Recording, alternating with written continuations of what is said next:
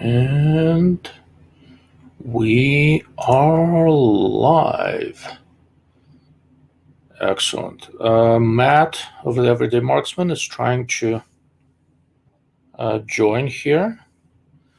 Matt, I cannot hear you yet. I'm going to add you to the stream, and let's see if that works. Are you ready? Nod if you're ready.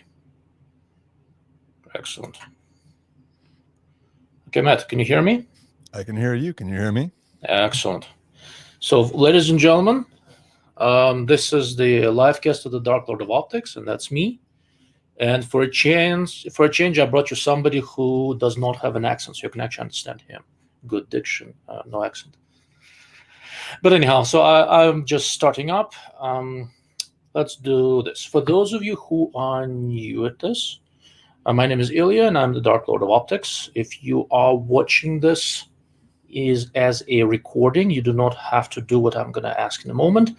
If you are watching it live, please put in a comment. Tell me if you can hear Matt and I reasonably well.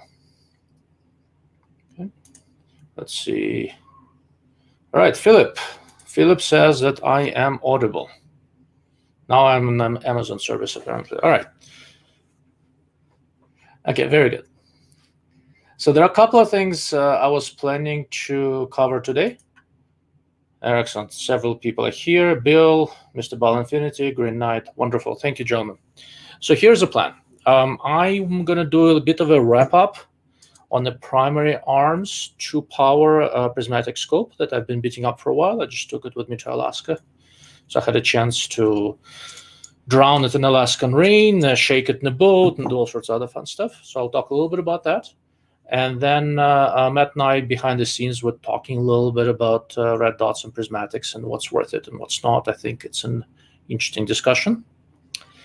Before we get to all of that, though, for those of you who do not know Matt, I put the link to his blog, The Everyday Marksman, into the video description. I'll give Matt a couple of minutes to introduce himself, and then we'll go from there.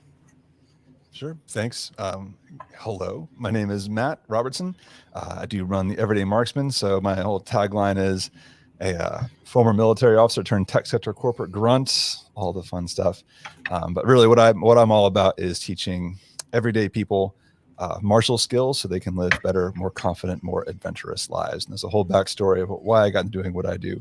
But that's really what it comes down to, is teaching everyday people how to be more self-sufficient through military skills. I find Matt's military backstory fairly interesting. So tell me, what did you exactly do in the military?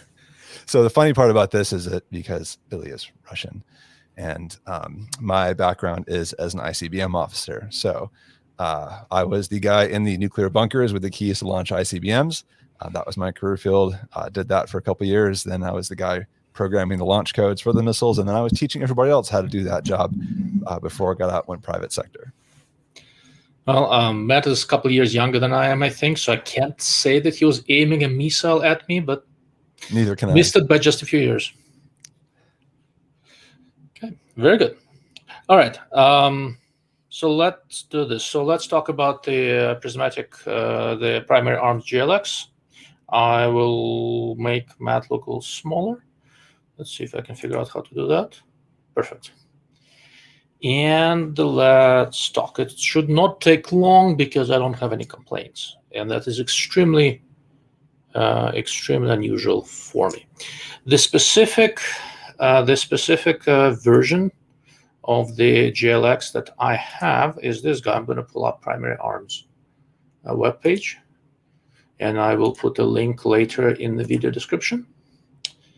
So this is the guy I had with the 762 by 39 or 300 blackout reticle, and the gun I had it on was appropriately a 300 blackout. I went to Alaska to potentially hunt a black bear with my 7-year-old son, so I needed something without kick and an optic that could be easily used. It's not a bad test for an optic to see if it can survive a curious 7-year-old. And impressively enough, this scope did survive him. We did not get to shoot a bear. Well, we did not get to shoot a bear successfully. It turns out that getting a 7-year-old on a bear i.e. making be quiet and all that sort of stuff, is a little bit more involved than I anticipated. But I think we'll acquit ourselves better next year. We did see a couple of bears, and we got to do a little bit of shooting with the scope.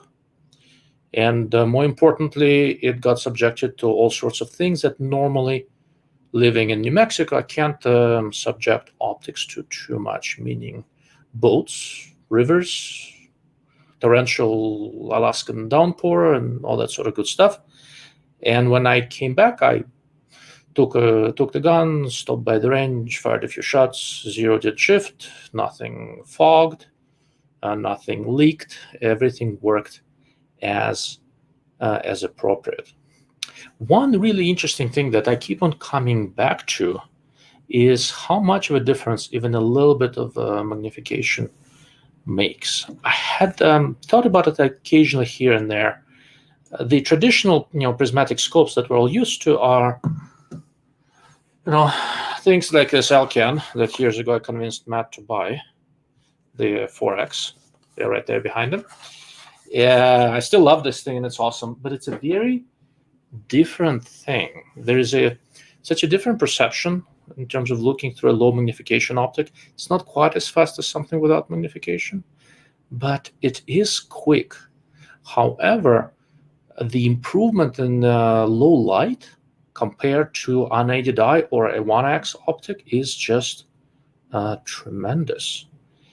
And looking at this, I don't have any other true power prismatics to compare this to, right? I have 3 and 1 and 5 and all sorts of other stuff. So what I did is spend a ton of time looking at this Primary Arms 2-power prismatic next to a variety of low-power variable rifle scopes set on 2 power. And what I found was that to get the same ease of getting behind an optic, to get the same basic optical performance on 2 power, you would need to buy a fairly nice low-power variable. You're basically looking at double the price. Now, you don't get the flexibility of a low-power variable, but if you do not need the variable zoom, this simple prismatic does amazingly well.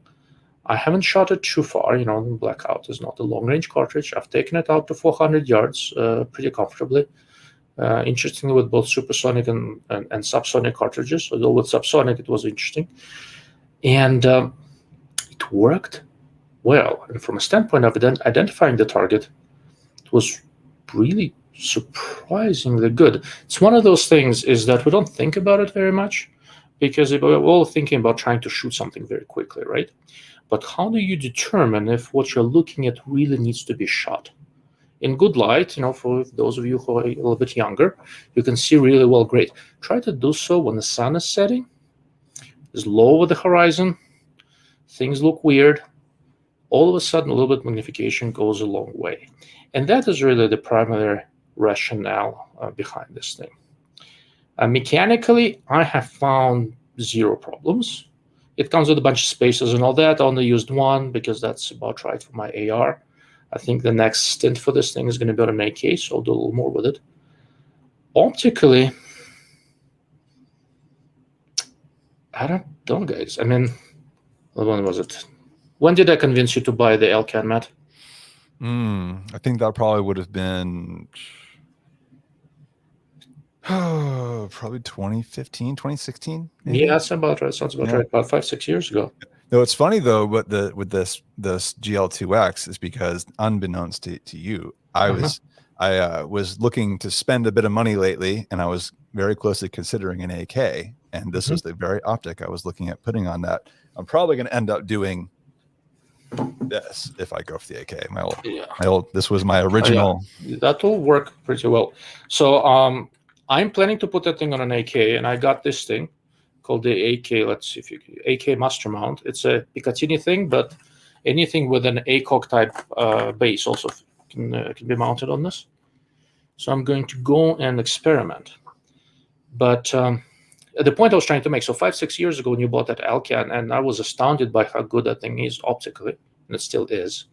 And this sucker is not as good, but it's under $400. I mean, that's hard to argue with. It's difficult to argue with that. And very critically, no $400 low power variable is as good on 2 power, as well corrected on 2 power, and is as easy to get behind on 2 power while being compact, right? This thing weighs what? Hold on. I pulled the window down without looking up what I wanted to look up. 11 ounces. 11 ounces with the mount. That is a big deal. Resolution is good. You wouldn't think to test resolution of a 2 power optic, but I put in the collimator and looked at it. It's good. It's nicely corrected. Center sweet spot is quite nice. All prismatic have resolution deterioration going in one axis, either up, down, or left, right, just because of how the prism is set up. This one does it as well, but because it's low power, it's not nearly as pronounced as on high power optics, because you have more depth of field, depth of focus on low power that hides it. Unlike all of the different prismatics developed for the military, this sucker has an adjustable eyepiece, so I can easily adjust it to my eye. That's actually beginning to make a difference. Contrast was very nice, and the simplest test of contrast is how well do you carry color vision into low light. Now, Alaska in the summer is not the best place in the world to test for low light, because you get 2 hours of kind of low light, then it's mostly bright. The sun would finally start getting dark around 12:30, 12:45, and start getting brighter again around 3. So right around the time we were coming off of the bear stand, it would start getting dark, so I got a chance to look through this thing, and I could see green, I could see color. I could see color through the scope far more vividly than I could with my naked eye. And that's a big deal, and that basically means that the optical system is well corrected, and color vision is carried through fairly nicely. Flare is pretty well suppressed. Interestingly, I have a suspicion that it was intentional. If you look at the objective of this thing, you notice it's sloped a little bit. So this top part essentially functions as a very small built-in sunshade. And veiling flare and all sorts of other stray light issues were really minimal. It really is a very nicely corrected optic, given how tiny it is and how inexpensive it is. The reticle illumination, although we forgot to turn it off more than once, still there, still in a regional battery. I'm still trying to see when it's going to crap out. No issues there. The mount hasn't budged. This is sort of one of the most disappointing reviews of my reviewing career. I have nothing to complain about. And that's unusual, really unusual. That is. I come to rely on you for telling me what's wrong with something these days. There's nothing really wrong with this thing. I mean, okay, so I like the ACSS reticle, but if it had my druthers, there are a couple of things I'd do differently. But honestly, they did a good job with this one. It's a chevron with a horseshoe and a couple of holdover points. I don't need anything really more complicated out of this. Go ahead. Oh, in a way, you could say, I think what it's done well is that it's honest. It's not claiming to be anything that it's not. It just is what it is, and it does what it does well. That's exactly right. The only change I would have done to the reticle, I would have done a little bit more with lead holds. I like to have a couple of different lead references. Here you can use the horseshoe, and it works quite nicely. But maybe if it was up to me, I'd add a couple other things. Maybe get a little wings on the outside of the horseshoe so that you can also have a better visual reference for leveling the thing, that kind of stuff. But given that nobody other than me shoots far away with this stuff, I don't think it's really all that necessary. I think I'm one of the few weird people who does that. Okay. So that's pretty much that, guys. It's going. I don't remember if I already added it to my list of recommendations, but it's about to be. I like this thing quite a bit. It's going to spend a little time on an AK, and then it might go back on a blackout, because my son was comfortable with it for the types of things I want him to do with that a subsonic blackout pistol. This thing works well. Like I said, I can't complain, right? Because the other gun I had with me had a March low power variable, which is $2,500 or something like that. And March was notably better, yes. 2.5 grand. This thing is $350, 360. What is it? 300, $370. I mean, it's really good.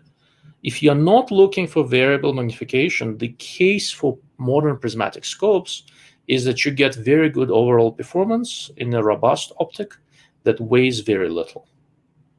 And if weight is an important consideration for you, I think this one and a couple of Swamp Fox prismatics that are coming and a few others really have a lot to recommend themselves. I'm continuing to look at different prismatics, right? So here's the Vortex 5 power that I just started testing, right?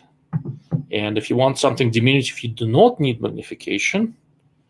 Who knows what this is? I know you know what this is. Anybody else? Who knows what this is? It's mine. That's what it is. I want one. Over my dead body. Now that you're no longer near any ICBMs, I can say that. Anybody know what this is? No one? All right. This is the just getting released 1 power prismatic, from Primary Arms. This is looking really, really interesting. So that is about to go into my SETME L, and I want to do some experimentation with that. But anyhow, so I'm looking at all these compact prismatics, and if you better dies, it still works. It has an etched reticle. The reticles are competent. They don't seem to break, right? So I have 2 prismatics here from Primary Arms, 1 3 power from Burris, also very compact, 5 power from Vortex. And I tested 2 prismatics from Swamp Fox, the 3 power and the 1 power. And I was just unkind to these things. I had 0 issues, like 0. I mean, I've frozen them, I've thrown them, I wrap them in a little towel and kick them around like I'm playing soccer. I throw them around. I mean, I don't throw them into the wall, right? But I do all sorts of stuff with them, and then I'm generally clumsy. So all my guns are scratched up, and the optics on them are also scratched up. The 0 didn't shift, nothing broke, and they all of these new ones have adjustable eyepieces, so they can compensate for my eye. It's not bad. All right, Mr. Britt Williams had the exact right idea on what this is. PA micro, that's correct. That's a 2nd generation of 1 power prismatic from Primary Arms. So that's that. Anything you want to add to this general prismatic configuration, Matt? So the thing that's been on my mind in the conversation we started having before is, give it, 10 years ago, if you wanted a low power prismatic, we all know what the answer was at that point. It was all you need an ACOG. And the one I had in mind specifically was the 3x30, the TA33. And with this new generation, here we are, 10 plus years later, with as good as these seem to be, with features that you didn't get on the ACOGs, like adjustable eyepieces and things, is there any reason not to just go this route anymore, unless you really want tritium and fiber optic? So interestingly, a lot of new stuff that Rangefinders and companies like that are doing is also LED powered, because LEDs are getting very good. There are a couple of reasons. One is that if you want passive illumination. Other reason, I mean, the LCAN is optically still better, right? You're paid a lot more money for it, right? I don't think it's as good for the money, but it is legitimately better. Another reason is potentially political. I don't get into it too much, but all this new generation of prismatics, they're all made in China. I don't see any new, hugely interesting prismatics coming from Japan and the Philippines. All of the ones I've mentioned so far are Chinese. And we all generally seem to be somewhat concerned about stuff made in China. Now, I will say that I'm not concerned about prismatic rifle scopes made in China. It is comparatively low-tech thing, so I don't terribly care. And the people I know who manage and work at these Chinese factories who make rifle scopes, by and large, have about as much love for the Chinese Communist Party as I do, which is not a ton. I'm concerned about high-tech semiconductor stuff. That's some of the things I do for my day job there. None of that stuff can ever go to China. This stuff is comparatively low-tech, so I'm not terribly concerned about it. But if you are, open up your wallet, buy a Trigicon that's made in the US, buy an LCAN made in Canada. There may be a few other options here and there, but then you have to pay. Trigicon is still very, very compelling. My only real reservation about Trigicon and LCAN is that the eyepiece is not adjustable. On low power optics, it's not as big a deal, but nobody gets younger with age. I have about 4 or 5 years, maybe less, of comfortably using my LCAN, then it goes to my son. And I'm going to be only needing stuff that has an adjustable eyepiece, right? I mean, finding myself in a situation where when I start getting a little bit tired, I wear contacts. I'm generally nearsighted. I have to wear, while wearing contacts, I also have to put on reading glasses, right? And so for me, I'm getting more, I'm dealing with a little bit more astigmatism and seeing it in little places. I've had issues with illuminated reticles for a while, where reticles nice and crisp to me in daytime, but as soon as I illuminate it, it gets a little fuzzy. So the money I was talking about for an AK went to an Aimpoint M5, which actually does really well for me. So yeah, it is very nice. But if your astigmatism is beginning to get worse, eventually you will outgrow the M5 too, and you'll. And also, I do have one of the LED ACOGs, the TA110, the 3.5 one. It's really nice. Yeah, heavy, but really nice. The only ACOG I still have is the 1.5 power compact, which I like very much. But basically, so I convinced my wife to occasionally take gun classes with me.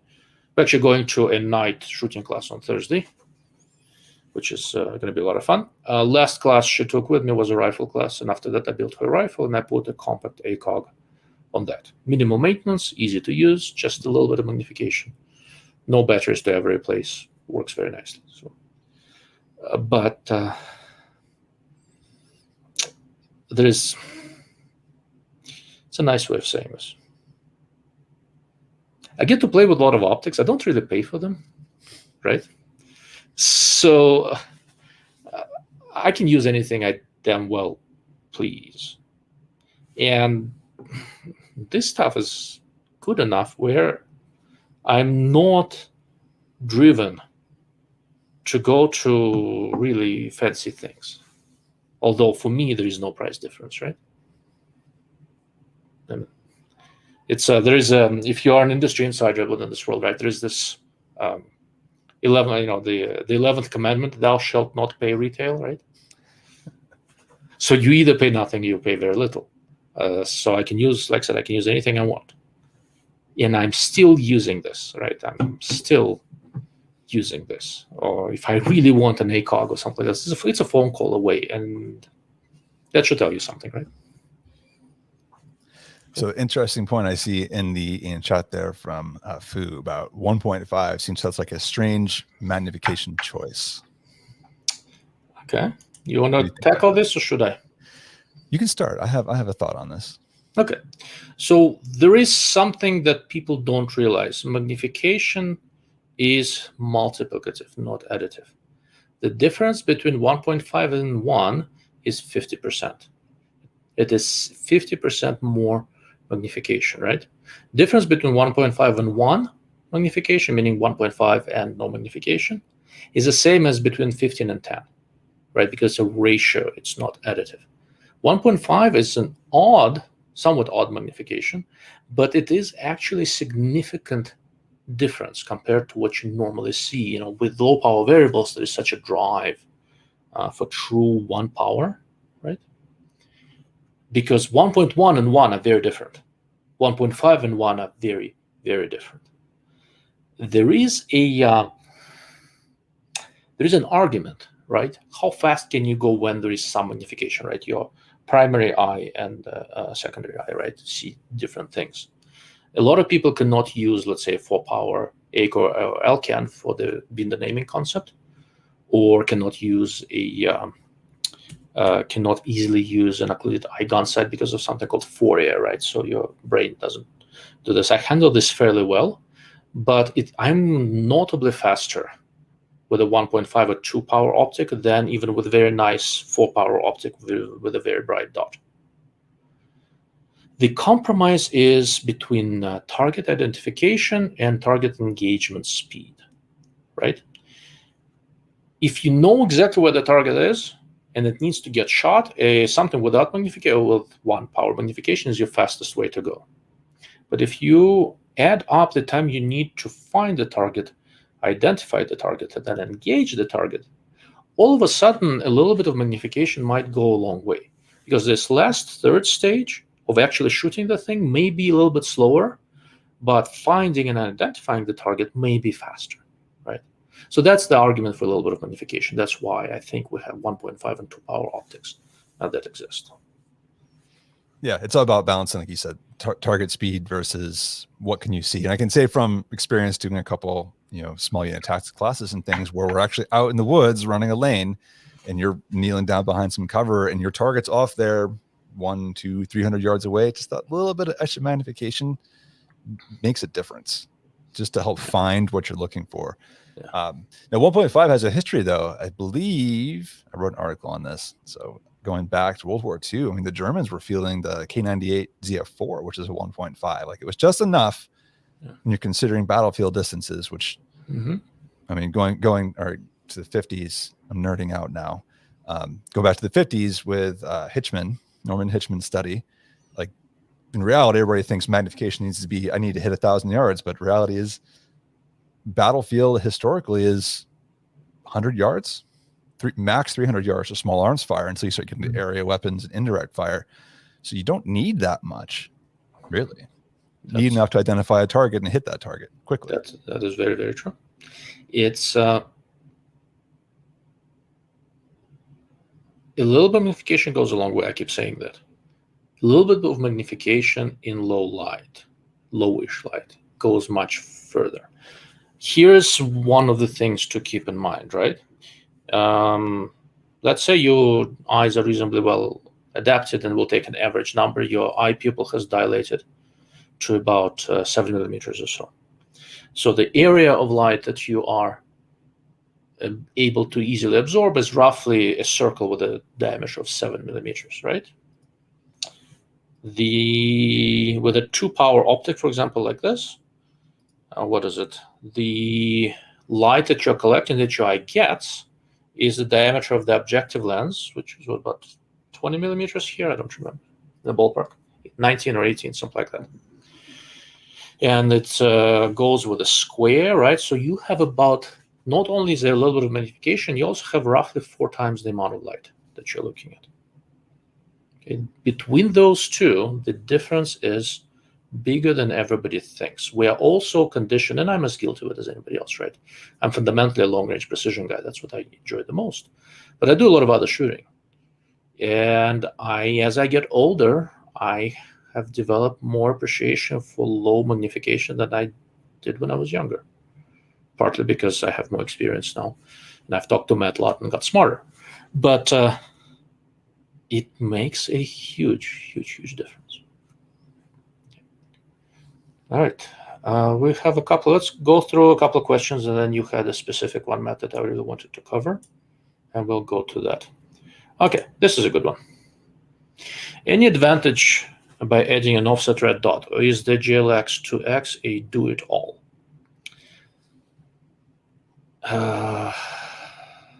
It depends. So it depends. I like to add additional offset sights. On my wife's gun, for example, I actually added an offset sight, although the primer is only 1.5. But a big part of that is redundancy. And with a magnified optic, you cannot have just flip up iron sights.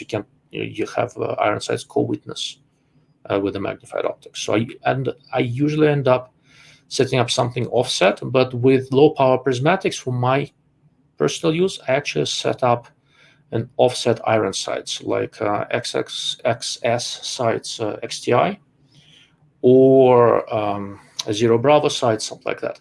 So true backup sights, right? For primary use, I just use a low power optic. It seems to work well for me. Okay, Matt? So honestly, I'm going to say I have no experience with offsets. It's something that I'm planning on trying out. I have a Holosun, I think 407 on my list of things to try out, both because I want to try the overhead and top of my Elican, as well as try the slight off angle and ultimately mount it to a pistol. But I talked to name dropping, go figure, talked to Jeff Gerwich during an interview on my podcast one time, and a special forces guy, competitive shooter, and I asked him, what is the benefit I see to guys running 1-6s, 1-8s with an offset red dot on it? Like, isn't that the point to the low power variable, is that you go down to 1x and then there you go.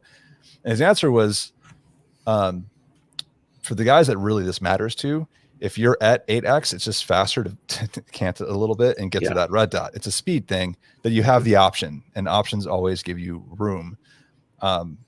So as far as like a 2x prism with an offset, I mean, personally, I can't argue one way or the other.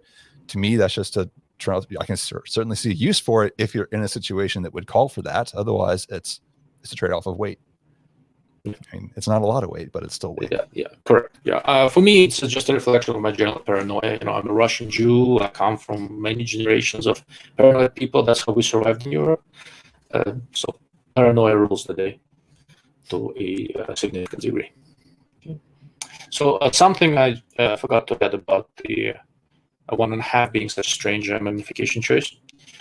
Matt took you back to the 50s. I'm not going to go back quite as far. One of the more iconic quote-unquote assault rifles is the Austrian Steyr AUG, right? The AUG, whatever way you pronounce it.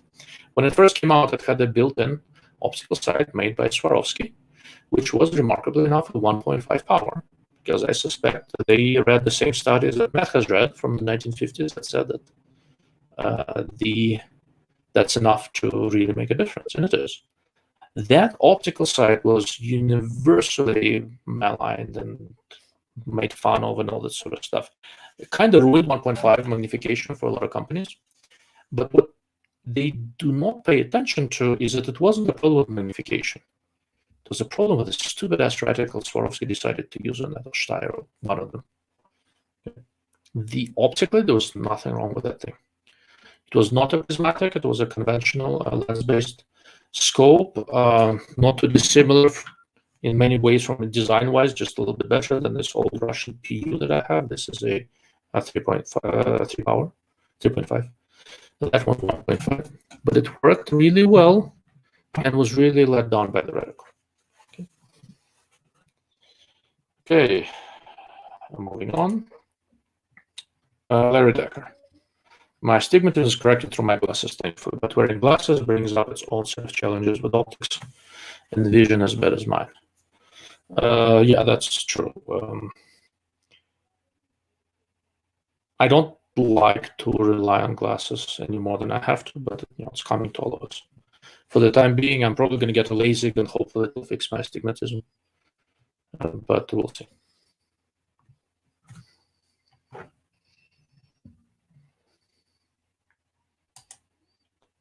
Let's see, Drew.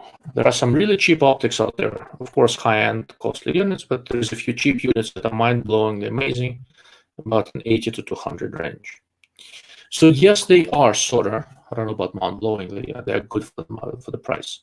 My one caution there is that every time I try to look at a range of $200 optics, it becomes tricky. Because in the modern market, companies start adding a good number of different features to them. And there is a lot of sample variation.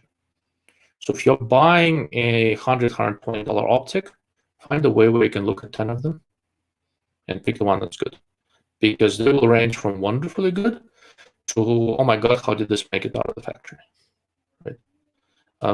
That's one of the reasons why I look at really inexpensive stuff once a decade. Well, not that seldom, right? But I did an article on $200 hunting scopes, I think about a decade ago, right? Yeah, I think about a decade ago. And looking at it now, I was going to revisit it, and I chose not to because the stuff I liked back then is more or less the same thing that is still on the market and still would buy for $200. Now I'm going to revisit the $400 range because there's been enough difference. Under $200 for hunting scopes. If you were to ask me now, I would recommend the same scopes that I recommended 10 years ago. Because all the new stuff was very feature-rich and had tremendous sample variation. Anything you want to add to that, or is that not a range you look at too much? So, I mean, for context, I like to think Ilya is the guy. If I have questions about something I want to spend a lot of money on, I go ask him. And but myself, I tend not to go to the budget end because I'm a buy it for life kind of person. So I'll buy something that's good enough for all of my needs. It will last forever, and that's it. And then maybe someday when I win my millions, I'll take his advice on the tangent theta. But it'll be sooner than that. You'll get there. My target price range is in that. I would say good quality, generally 800 to 1200. If I can swing a deal on something, then I will. But yeah, I don't play very much in the very budget end, and that's why I'm kind of curious checking it out. It's generally a good policy, right? For a lot of stuff, 1200-ish, 2000-ish, where you get a lot for your money. And if you are on a budget, and if you're on a $300 to $400 range, like I said, these Prismatics are really doing amazing things right now. They're well built. And I've looked at a good number now from different manufacturers, and I know they come from different factories. They're not all from the same factory. And they are well built, adequate statistics. Not true mass production statistics, but decent statistics. And enough people bought them per my recommendation, and I kind of keep tabs on this. They're holding up well. I mean, this, like for AR optics, I think these are going to be my go-to for budget options. Okay.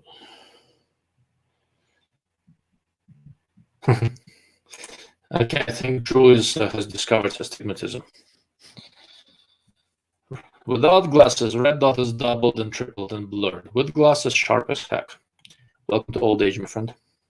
It is funny how that happens differently for everybody. Like for me, my astigmatism just makes it look a little blurry, but doesn't grow. You know, it just gets harder to read, especially on illuminated like precision reticles, where it's going to show the hash marks and the numbers. Like they get harder to read, but I can still aim with it just fine. Yeah. I see it more with red dot sights, where depending on what the collimation quality is, the dot will not look like a dot. Sometimes it will look a little blurred, sometimes it looks like a comet. It depends on the optic. Some fairly long ones, like your Comp M5, they're better collimated, so it should do all right. The compact ones, like Tempus, is very well collimated. But at closer distances where I use red dots, it really doesn't matter. I mean, okay, I may be an inch off at 50 yards. Big deal. You know. Whatever I need to shoot will still gonna be shot. All right, let's see. Okay, Mr. Ball Infinity says that I am getting choppy. Can you hear me well, Matt? Yeah, I can hear you. You're getting a little bit of interference and choppiness, but it's working. Okay. Well, it's raining in Albuquerque, so it's probably affecting internet connection. No, a pack of mosquitoes flew over the antenna. I have no idea. Okay, let's see. Oh, there we go. Jared is here. SHOT Show 2022 floor plan is available, but missing arc. Crimson trace element like a Schmidt, tangent, and tract. Are you still planning to attend with all of these absences? If there is a physical show, barring some family emergencies, I fully intend to be there. Are you coming to SHOT anytime, Matt? I'd love to. Someday. You really should. Someday. Okay, great. I need more industry connections. That's my problem. Well, come to SHOT and we'll hook you up. This is like people who say like, all right, this is entry-level job. You need 10 years of experience.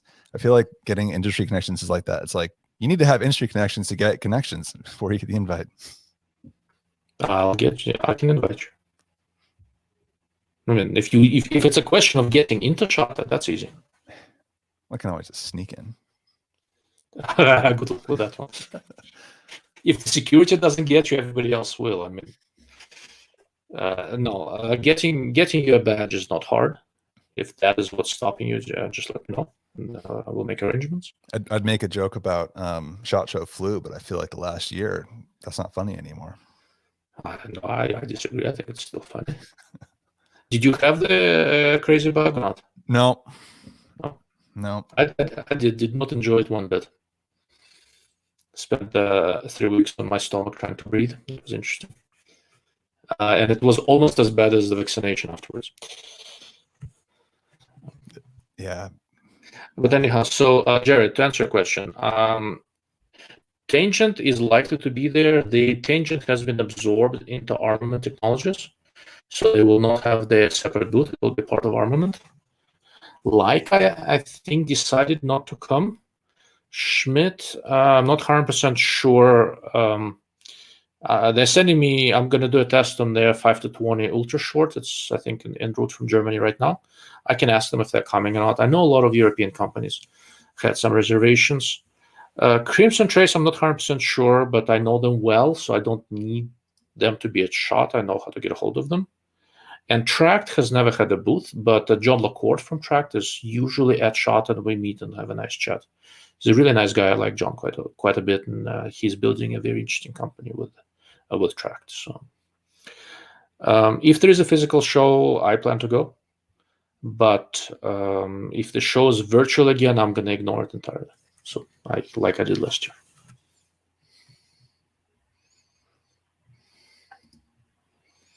You mentioned armament, but it's kind of not the topic of the day, but it reminds me of that the SAI 1-6 I think you reviewed that one. Yeah, I have it. It's wonderful.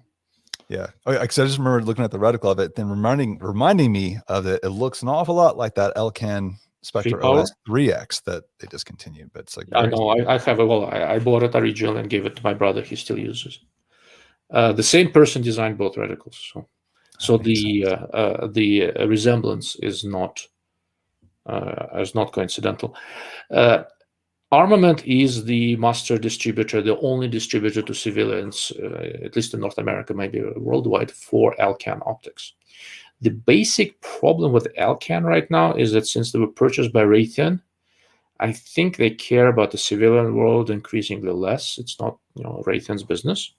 They still make wonderful optics, and Armament supports them well. Armament has very good customer service, and they've been involved with Elcan for a long time.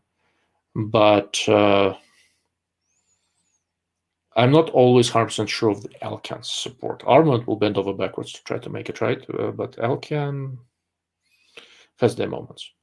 The SI6 is actually quite nice. Optically very good, very well controlled scope. The reticle works well, looks odd, works well. So how would you compare that to that Delta Striker you're always pushing?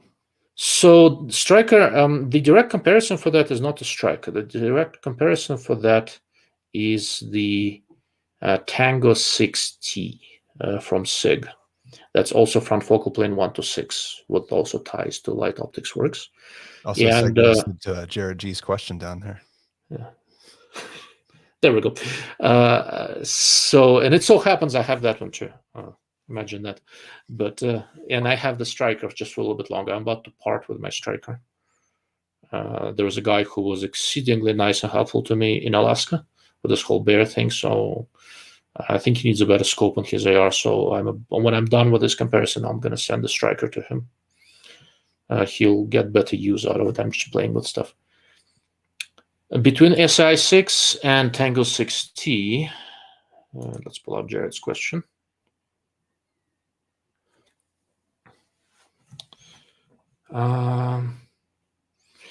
So there are two questions here. Have I had a chance to review it? I haven't published a review, but I'm looking at it and I've spent quite a lot of time with it. I think SIG did a very good job. If I awarded a military low-power variable contract in a similar price range, would you have made a different choice?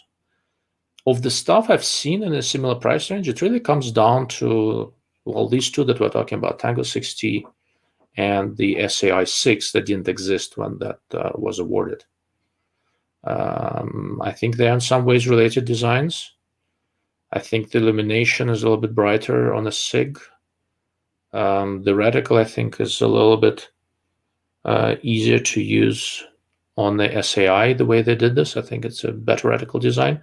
But the DWLR6 reticle in the SIG was not designed by SIG. It's a specific reticle that the military wanted and they basically gave SIG a drawing and said, use this after they, they won the contract. But optomechanically, the two scopes have a lot of similarities, and they're both very good. The problem is that other good quality front focal plane low power variable scopes, for the most part, are either significantly heavier, but mostly they're significantly expensive. The Razor Gen 3 is a better scope, but it's $2,000. It's not $1,200, right? And I suspect that that played a role. Both SAI and Tango 6T use more conventional etch and fill reticle illumination technology, and that's one of the big differences. That it's a 1:6, not 1:10. That was one of the big reasons why they were able to keep the price reasonable. The DWLR6 reticle is designed for the 308, essentially out of a like 14.5-inch barrel or something like that. So it's pretty slow. The drops are kind of odd because it's a 175 grain bullet going about 2,400 foot per second. So it doesn't work with too much stuff, but I kind of harassed it into working well with my 6.5 Grendel, and that's what it's on right now. That's what I'm testing it with. I haven't found any issues yet. The reticle is a BDC reticle, which the military likes, and I don't, but most of these are. I don't know. Way to put me on a spot, Jared. I can't think of anything better than the SIG and SAI if you want front focal plane low power variable. I don't know. Have you had a chance to look at either one of these, Matt? No, I've been spending all my time with the new Athlon Cronus Gen 2 BTR 4.5-29. That's right here behind me. Moved that off of my 308 to my 22 because the 22 is getting a whole lot more use lately, and I've got a match in September, so I might as well. Yes, you mentioned that, yes. Very cool. All right, we've got a few questions that start taking us towards some other scopes, and let's do this. We'll get back to that later. Normally, when I'm done bullshitting about the topic du jour, I go back and look through all the questions and make sure everything's addressed. Matt had a specific question I want to cover before we go too far away from red dots and prismatics. So how about I let you vocalize that, and we'll have a discussion. Sure, put me on the spot. So the backstory, I randomly sent Ilya a message being like, hey, this was an idea running in my Discord server for my subscribers, and there was a running debate going on. I was like, what do you think? And he's like, let's talk about that in live. And this was like, what, 2 days ago? So pretty much, yeah. Not pretty prepared for this. But here's the backstory. So I work in tech now. Ilya, you familiar with Moore's Law? Mm-hmm. I got my college diploma from Gordon Moore. All right, fine then. I'm gonna just go this way. So Moore's Law. Now I'm gonna get it wrong. Now I'm gonna get it wrong. Thanks. Yeah. It was like, so the speed of development of like those computer chips would double every how many years was it? Not the transistor count in microprocessors. Yeah, it's going to count every certain period of time. Doesn't matter. Yeah, it would just keep doubling, which is like, actually, I think we hit a limit on that. But that's not the point. We're not talking tech. But there's this whole thing about technology consistently gets cheaper as it gets developed. Somebody's cutting edge, it's bleeding edge, it's really expensive. They figure it out, and then give it a couple of years, it starts getting cheaper for others to produce because they don't have to innovate. It's been done already, and you just have to make it cheaper. So the debate that we were having is where we are now with like this, the optic we're looking at today, the primary arms. Are we at a point where things that 10, 12, 15 years ago were cutting edge and you were going to spend a lot of money for it, have that technology gotten sufficiently cheaper to execute it at that much lower price point? And it's still as good as it was, or what you're paying $300-400 for today is what would have cost you $1,200 10, 15 years ago. Are we at that point right now? Any specific optics or specific optic types? So specifically, we were talking about prisms. So like the GL2X and the Cyclops, and I know Swamp Fox has the Blade series. Comparing them to like the ACOGs. Okay.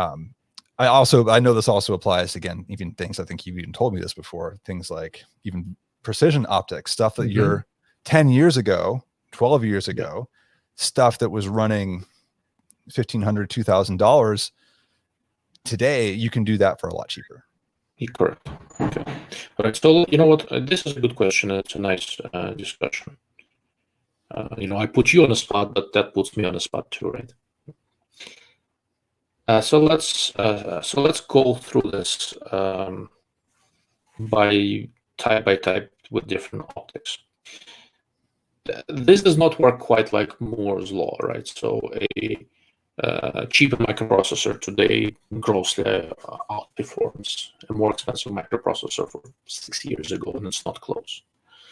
We don't have that, but you do have some of the similar effects, and we'll start with prismatics.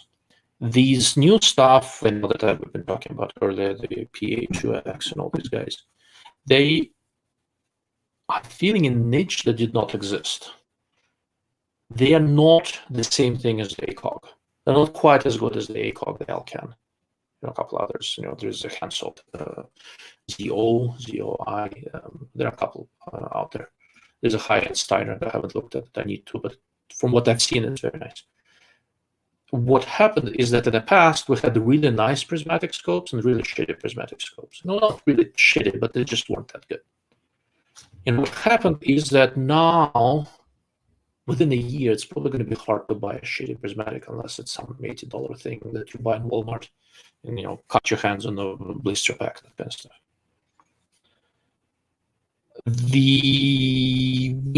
And what we are getting now is that this new category that is not quite as nice as the high-end stuff, but it's good enough and much better deal for the money.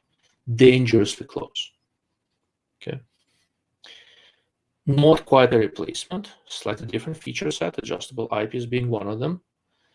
Reticles that are in many ways better because all the reticles for the ACOG and LPVO that were really driven by what the military wanted. When those reticles were introduced, nobody gave a rat's ass about civilian market, and nobody's really putting any money in development of higher end prismatics, so it's not happening. You will get more usable frequently reticles in $400 or $500 prismatics than in $1,200 ones. And they will be more user-friendly for if you're not 18 for your eye. But it is a new category. It didn't exist before. It didn't replace anything. Basically, it's making a case that you can spend less money and get good quality versus the ACOGs, or you can spend a little bit more money and get really good quality compared to the really crappy stuff. Is this making sense? Mm-hmm. Following. Okay.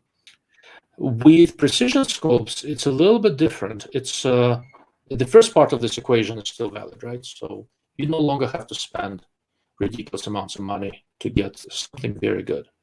And a good example of this, one of my favorite types of kind of crossover precision scopes, is things in the ballpark range of 3 to 15 power roughly, and you can do a lot with that.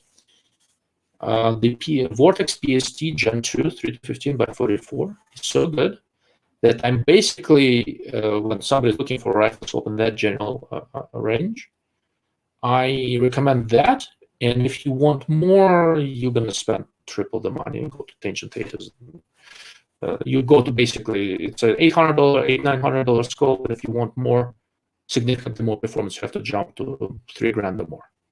Because the stuff in between is not sufficiently better to really be worth it. Okay, so the mid-range stuff's gotten good. Now, it is not a replacement for the cheap crap, because that market is much bigger. It is to a significant degree driven by Cabela's Best Pro and God knows what else, where people buy scopes. And there's always going to be cheap stuff because a guy who doesn't shoot very much, he's not going to do too much research. He's going to go to Cabela's and pay him $300 on a precision scope is a lot of money. And that is never going away because these are the people who buy scope that looks tactical and they never use it. But for people who actually use stuff, you can do really well in $800 to $1,000 range. It's funny you mentioned people who buy the cheap stuff. So I got a quick story with the LCAN back there.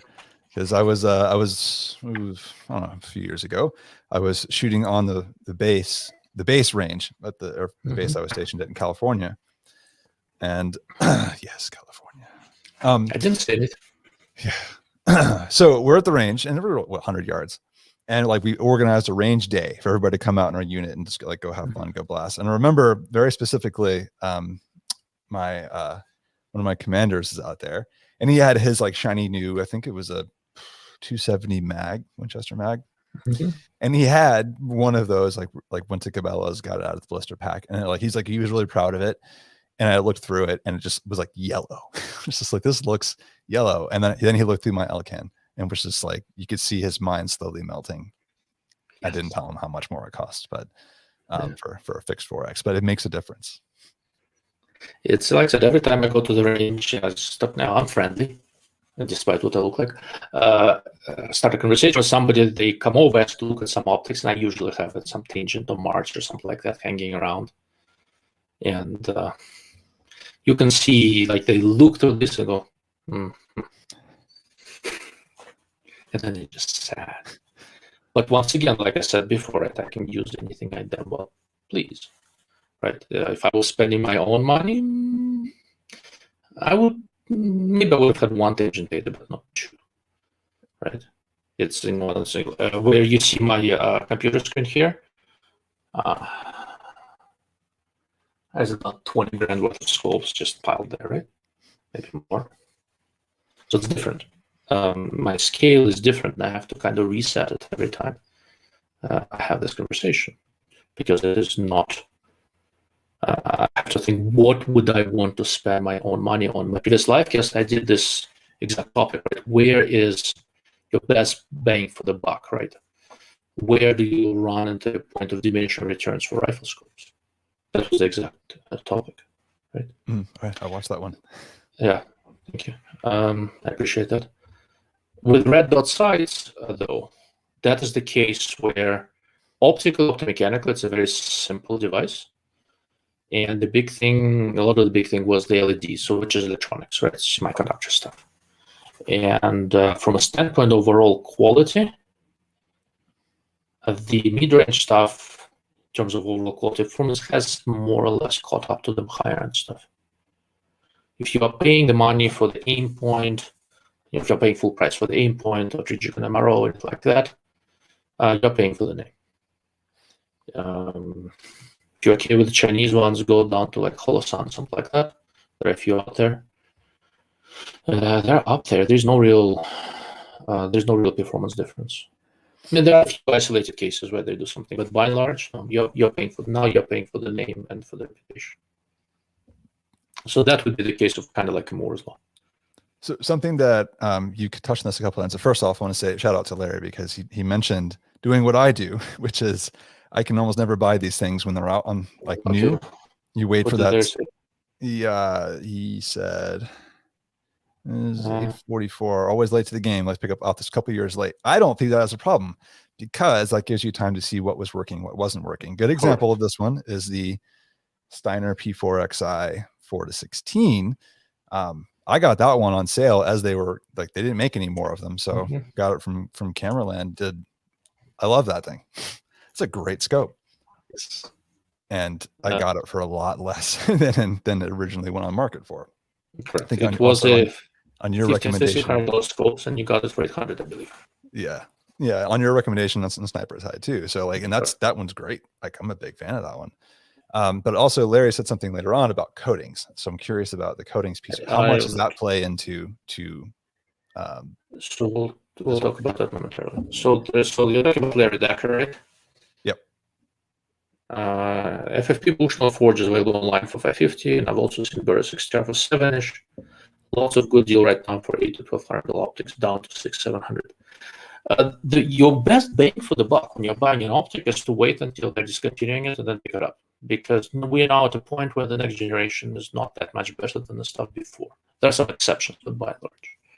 So XTR2 is a pretty good deal, but XTR2 was mechanically very good. Optically had some issues. 420 is good.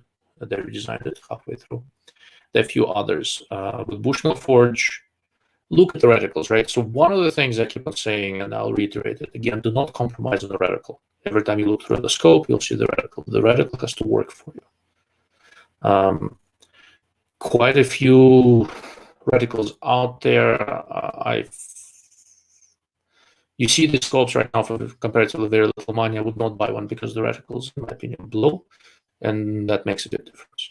But if you find a scope and a closeout and the reticle works for you, that's your best bet of getting a nice deal. The P4XI, the Steiner that Matt has mentioned, it was a very interesting design. It's a 4:16 by 56, so it's kind of a moderate magnification range, large objective. It's a fairly large scope. There you go. And it just did not sell. It was originally $1,600 scope and totally worth it at that price. But the specs on paper did not look great.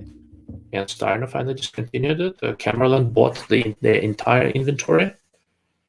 Doc calls me up and goes, "What do you think about this scope?" I go, "Yeah, it's wonderful, but nobody's buying it. I don't know why." He goes, "Well, I'm going to go buy the rest of them. Let's see what we can do." And at 800, I think he sold them all. Not as fast. I thought they'd be gone in a day, but it took him a little time to sell them. But they all were sold. And that was one of the better precision optics deals I've seen in the time I've been doing this. It's great. And there's only like two things I really enjoy about this one is the elevation turret. I think it's super slick, the indicator for rotation. Yes. I don't know. So I'm going to turn up here. Like, so this, to me, this seems like higher end Steiner.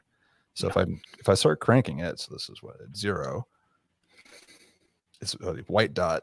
And as you crank it up past your 10 mils, it suddenly turns green. Yes. So you can just very easy to track where are you in your rotation. That was a really nice feature. The only complaint I have about this one is I don't even think the reticle existed at the time, but this is a very nice, clearly built for dialing your elevation. This is classic millhash. I really like the SCR2 reticle a bit more.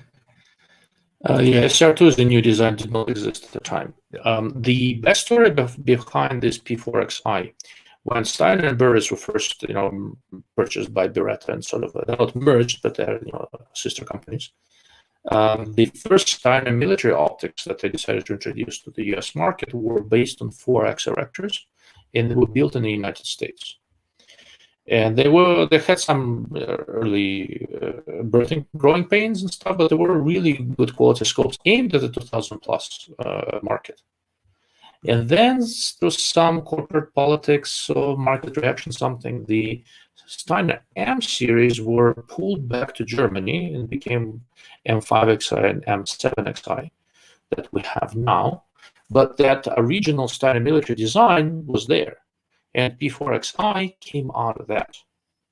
So the basic platform original was a 2000 plus scope.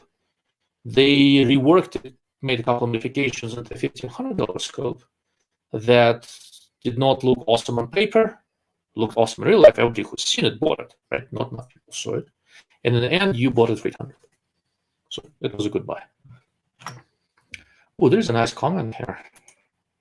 So back to the original shot show. So if you plan to be sneaking in, so post it in your channel. I think there's a word skip there, posthumously. Yeah. So this assumes that I have a channel. I don't. I'm a podcaster and blogger by nature. Maybe someday. I'll hide in somebody's luggage. It's fun. Okay, I'll videotape it. I'll post it. How's this? So that gets you actually another topic. I know I'm keep jumping around here, but you Absolutely. say some things. I take a mental note that I want to make sure I bring this back up because it's come up twice now. And it's actually a debate that I've had in my Discord server as well, which, hey, plug, if anybody wants to join my Discord server, go ahead and sign up for my website. Go to the website, everydaymarksman.co, and I've got a little email link. Don't worry, I don't spam, but okay. Am I included in that invitation? Of course. I think you already are a subscriber, so you'll get noticed soon. But okay. I was historically boxing it only to my supporters. I'm going to open up to everybody. Oh, okay. But then inside the server now I have features that if you help support the page, then you get bonuses. But either way, not the point of the story. We had a debate going on about you mentioned aim point, Trigicon, a lot of these big Raytheon in particular, great manufacturers. But unless you have government pockets and you're signing that check, they don't really care about you. They're not going to change a reticle because because you want it. And I think that's where a lot of your Vortexes and your Hollow Suns and your Primary Arms, they're paying attention, and Athlons are paying attention to what everybody in the consumer world, the competitor world, what they're doing and wanting, and they're much faster to react to that. And they're iterating much faster. And I feel like they're making a lot of progress because of that, because they're paying attention. That is correct. It's a very good observation. A lot of these guys, like the Vortexes of this world, they're also not going for the military, because if you want to move into the high end, the volumes in the civilian world are not that high. They're fairly high. They're not that high. And oftentimes a nice military contract where they can really charge a lot of money for the whole package will help them drive innovation that will trickle down to us. But having a healthy civilian division, with that, in terms of civilian-friendly features, that will move much faster. There's no question about that. I think on Reddit, I actually saw Vortex straight up say it. They were like, we would love to only sell the, which ones are Japanese ones? It's the Razors. Razors, yeah. Like, so they would love to only sell the Razors and the AMGs of the world, but if that's all their business was, they couldn't afford it. Like, they have to sell 10 Crossfires and so many Diamondbacks for every like PST they're going to do. The volumes they have on under $600 scopes is remarkable, just remarkable. You have to keep in mind, in terms of the volume of sales, Vortex's yearly revenue is probably more than the next two combined, maybe three, right? They are in many ways a marketing machine. The fact that they're able to maintain the level of customer service they have, given the volumes they have, is just remarkable. Like, I go visit them comparatively regularly, and it's an impressive facility. And I know how many scopes they get in and out, and how many they check, and how extensive their technical expertise is within the US. It is significant. Every Razor, for example, has some added US content that people generally don't appreciate too much. All right. So did I answer your question, Matt? I think so. On diminishing returns? Yes, of course. I don't know what people are connected. What do they think? Did the question get answered? Well, we'll get to that momentarily. We'll go through the comments as they come in. So here's a question on coatings. Coatings is probably the biggest gain, right? More companies have access to quality coatings. Yeah, but everybody had access to good coatings for about 15, 20 years now. So there is still a difference. The really high-end stuff will have better coatings, but not by much. If it's $100 scope, it will still have crappy coatings by and large.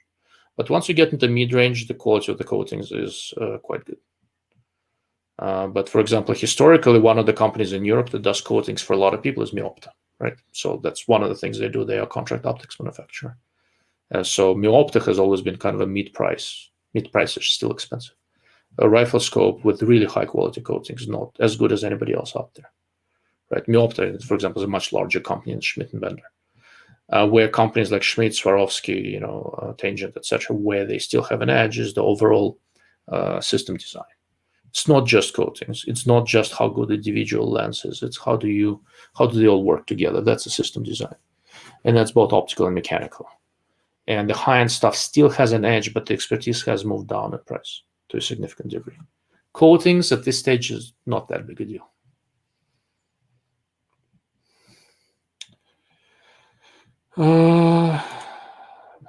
Good day from Australia.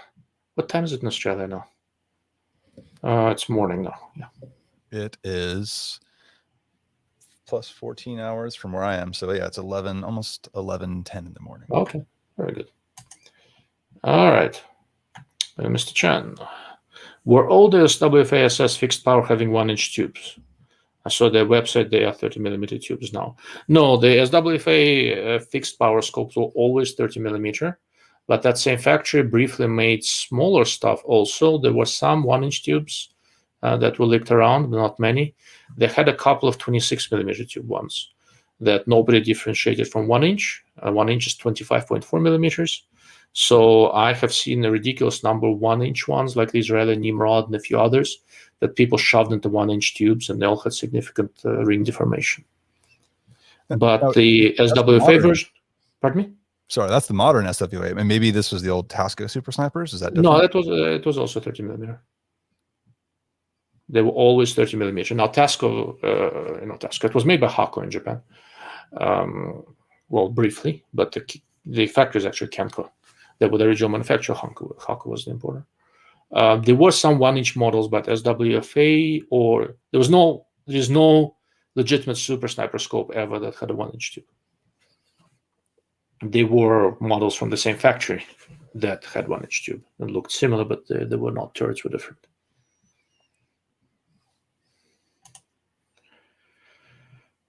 All right. I've seen a lot of advertisements lately for Nikko Sterling scopes promoted by Legacy Sports, who also owns companies such as Hoa. Value or garbage scopes. So they don't own Hoa. They're the importer for Hoa.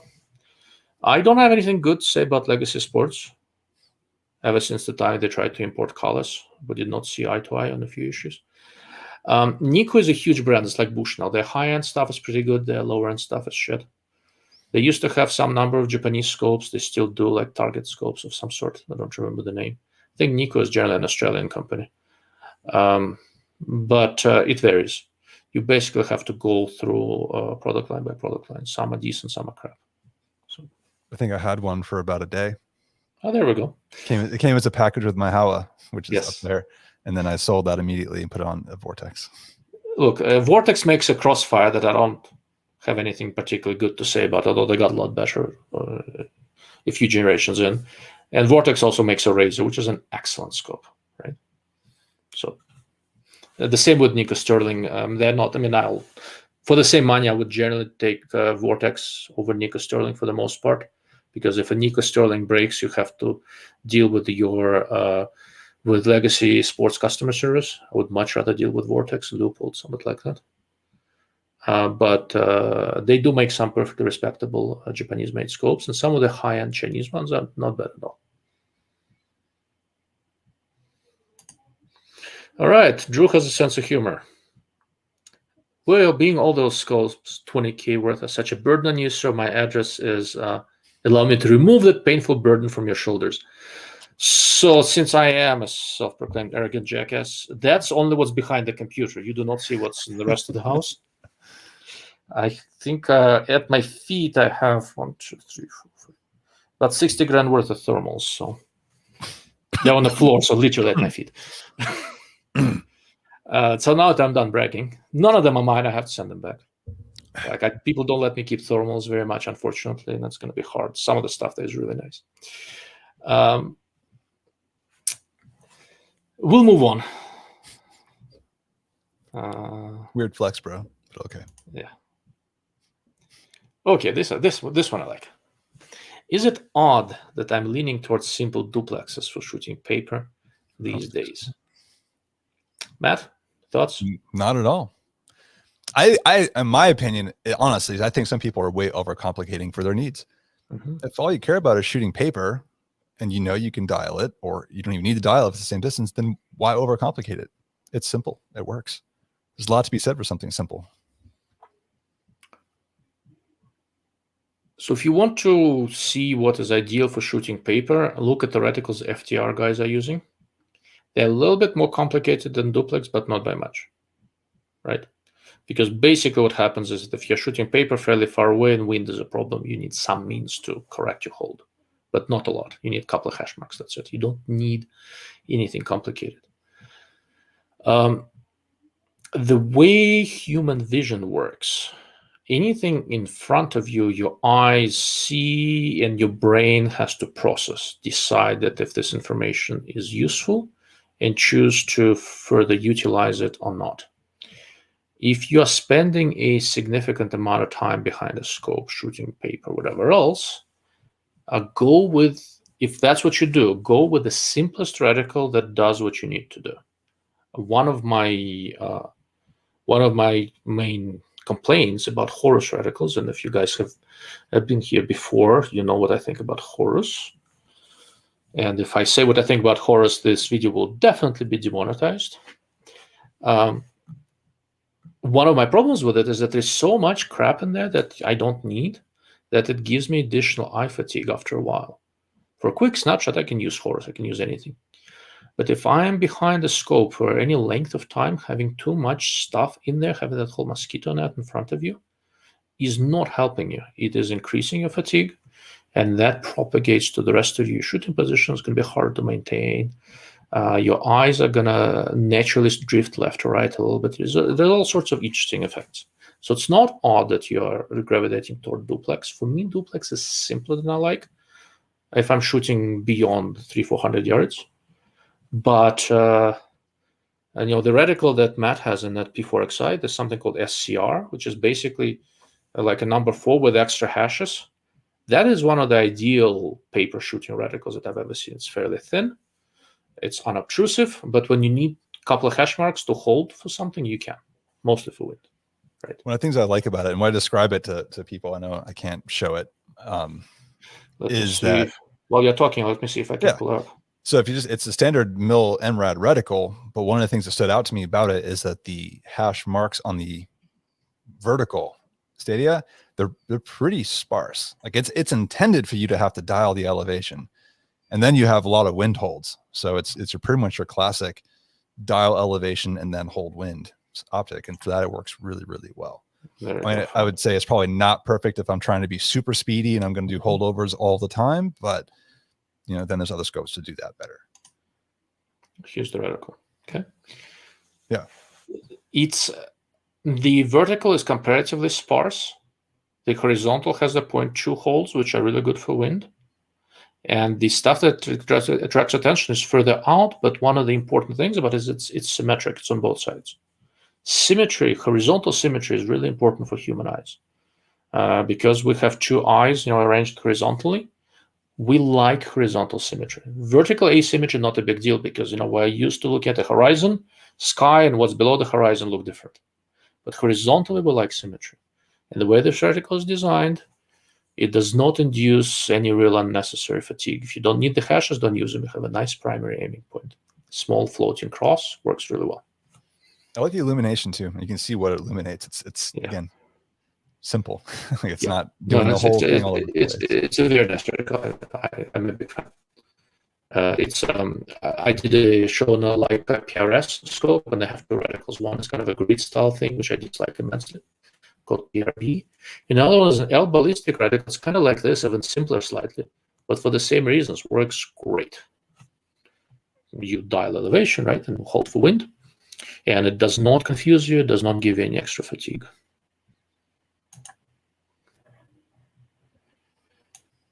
Okay, so let's see, what else do we have?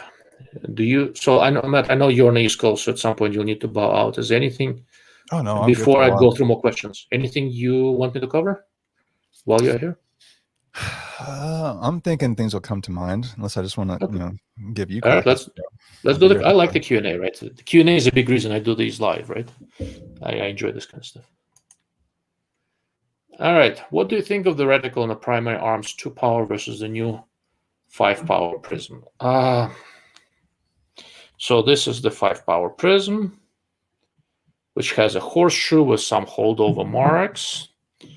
And here's a 2-power prism, which has a horseshoe with some holdover marks. Interesting. It's like they were designing prismatic scopes for civilian market. No, they both work. They both work fine. You can't have the same reticle in the 2-power and 5-power scope. It just doesn't work well. There have to be some differences. The biggest practical difference is that in the Vortex 5-power Spitfire, let me see if I can pull it up.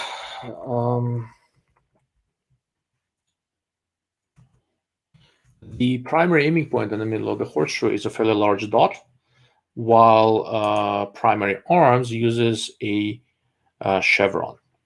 A lot of people like saying that chevron gives you an infinitely small aiming point and all that sort of stuff.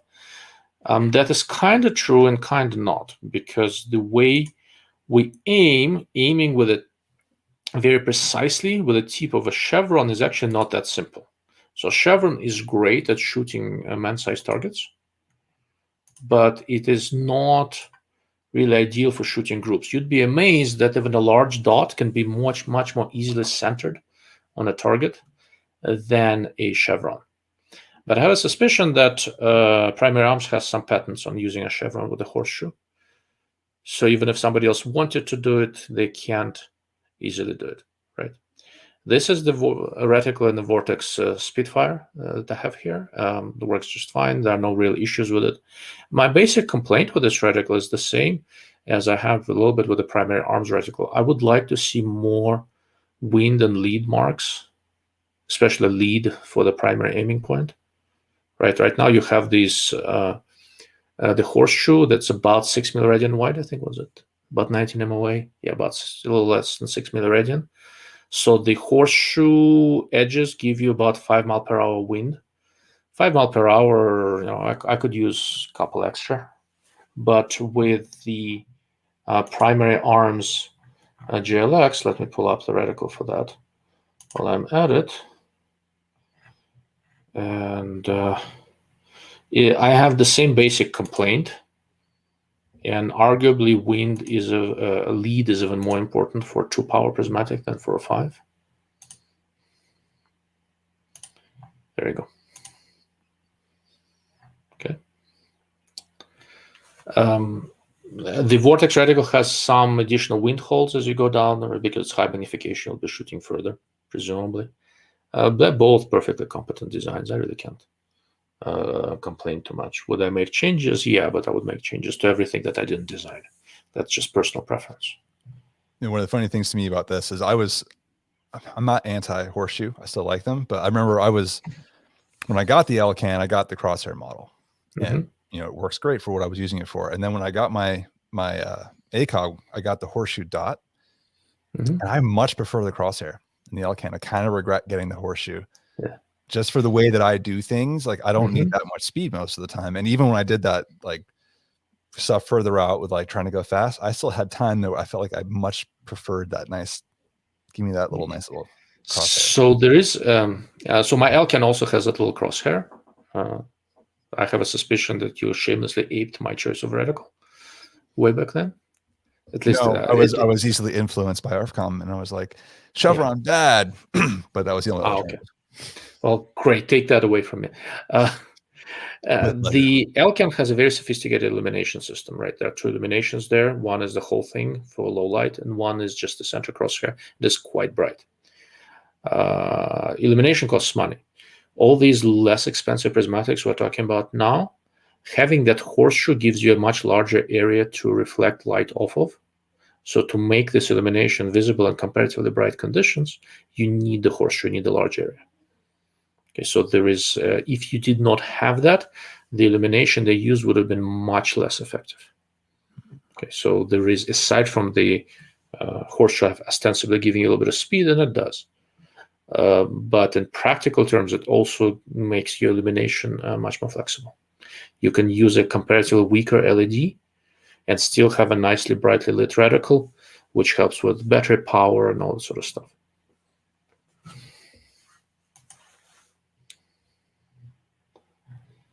Okay. Let's see. Larry likes the rev limiter on your Steiner. Yeah, that's nice. As you should. It is a very, very nice feature. Drew, government contracts sound great as per security of a paycheck. What a nightmare to deal with just when you thought you set up a % of profit margin that cut you down to being in the red margin. Well, so I sell a lot of stuff to the government for my day job. The government's not that easy to deal with in many ways. Procurement is complicated and all that. But I'm not complaining about profit margin of selling stuff to the government. There is a law that I cannot charge the government more for the same product that I would charge a private company, Raytheon, Lockheed, whatever. My big customers for my day job are the prime contractors and the DoD.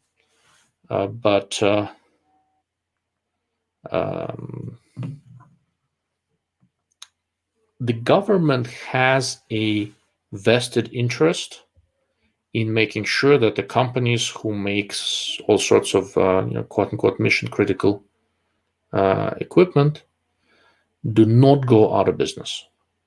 Okay, And that means that they are not really trying to rob you if you're a supplier to the government. If something is really critical, they find a way to make sure you don't lose money. As a taxpayer, you should be appalled. I am. As a guy who sells stuff to the government, it's not a bad thing. Well, I think problems especially come in, though, when a company gets used to those fat government checks and then their contracts end and then they... Correct. That happens here and there, but yeah. All right, let's see what else we got. Okay, this is a good question. Matt, I'll let you tackle it. I'm not going to listen to it because I need to call my wife. She just called me, and she knows I'm doing this, so I want to find out what's happening. The floor is yours for 5 minutes. I'll come back and disagree with everyone. Yeah, I'm going to get the wrong answer first. So my answer to this one is that it's not that you're getting a more accurate result when you're going low power. It's that you're getting less distracted. I know for me personally, and I'm not the optical expert here like Ilya is, but when I am on the range, I found if I'm going a lot higher magnification, I get a lot more distracted by the sways and the bumps from my heart rate and things like that, and just getting distracted. And bumping it down a little bit to me blocks out a lot of that extra distraction that's going on in my side picture and helps me just focus a little bit more on what's actually important. Just when you cold cuts and stuff like that, generally where most. I thought he'd be talking in Russian. Sliced meats and stuff like that. Okay. I'm disappointed now.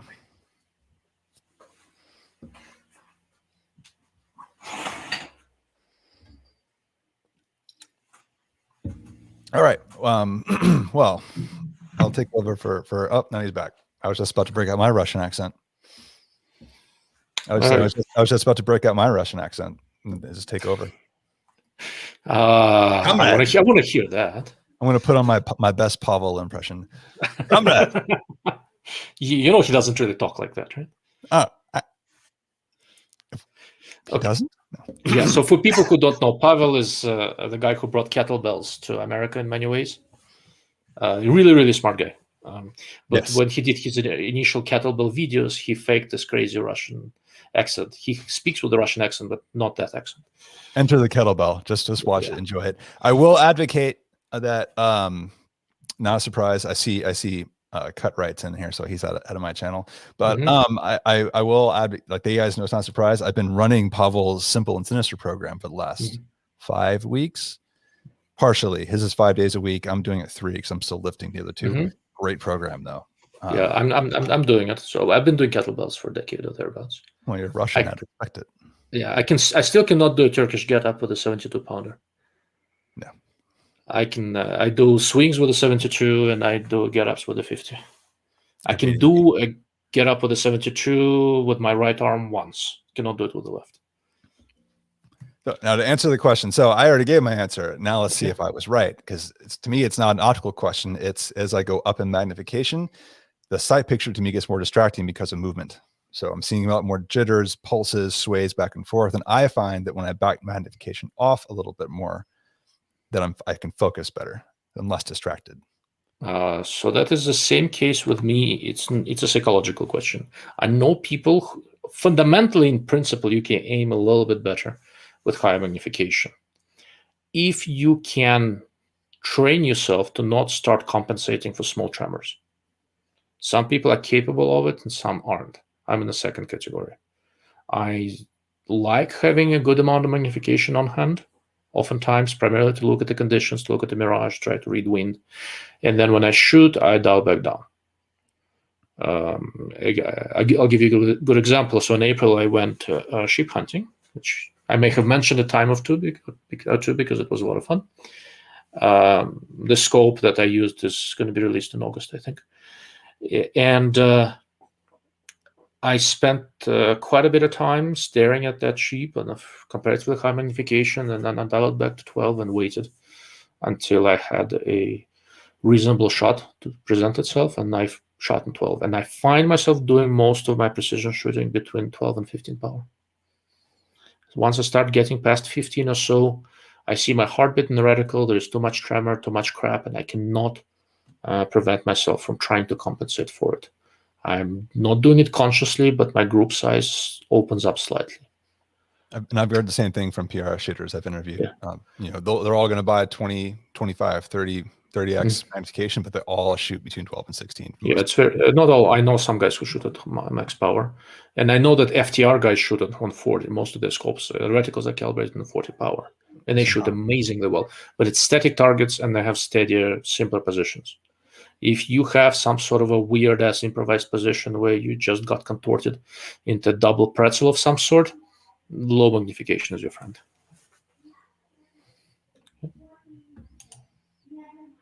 Ooh, that's a good question. For glass coatings, eyeglasses for shooters can be had in yellow, blue, pink, yada yada. Why not in scopes have that built in, or would that defeat allowing as much light in as possible? So some scopes, notably Steiner Predator series, actually do that. They limit some light spectra to make the greens and browns stand out. That you get a little bit less light, but you improve contrast on the specific things you want to see. There are also some companies who offer screw-in filters that have the same effect. Since depending on different light conditions and all that, different color tints can occasionally be helpful for some people and some don't like them. I would not build it into the scope, but offer it as a part of scope cap or screen filter like they use on camera lenses, that kind of stuff. That's not a bad idea. And Optic actually did some work on that with their dichroic stuff and a few other things. It's not a bad idea. A few people have tried it, but it has not really caught on. But I don't think this is gone. I think I think the idea is going to come back. It might be a mass market appeal issue to me. Like if I, you know, we talk about we're at the enthusiast level, so we know this is why you would do this, but the average person is not. They walk into, you know, an place that sells optics and they pick up the one that has a yellow filter on it, and they pick one that's nice and you know, clear. They're going to take the clear one. Correct. Swarovski ran into this. You know, early Swarovski optics, there used to be something called Swarovski yellow. They gave it a yellow tint to improve contrast, which it does. And then everybody said the color is not natural, and they had to change, which probably had slightly less contrast, but sales went up.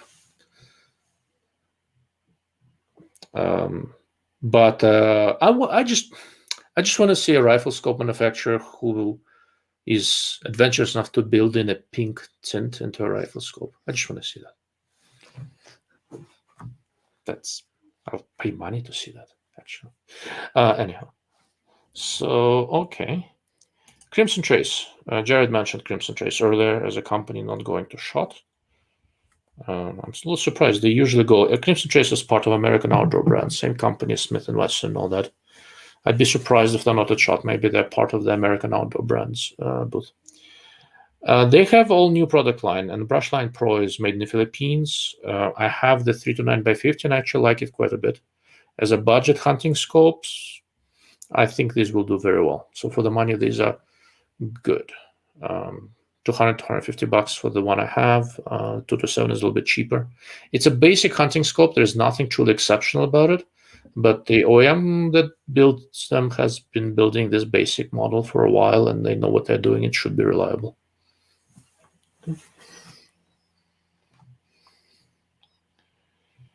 Okay. Slav Guns just had a comment on that one about him. Yeah, where is she?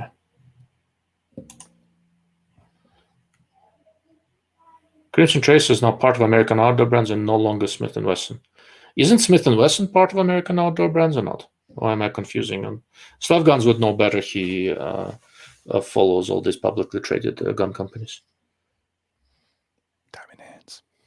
Okay. All right. I'll let him comment and I'll go back. There was another thing there that I wanted to address. Yes. So the new SWFA scopes are 1-inch tubes. The new ultralight is a 1-inch, but it's a new design. It is made by the same manufacturer that makes the fixed power. Okay.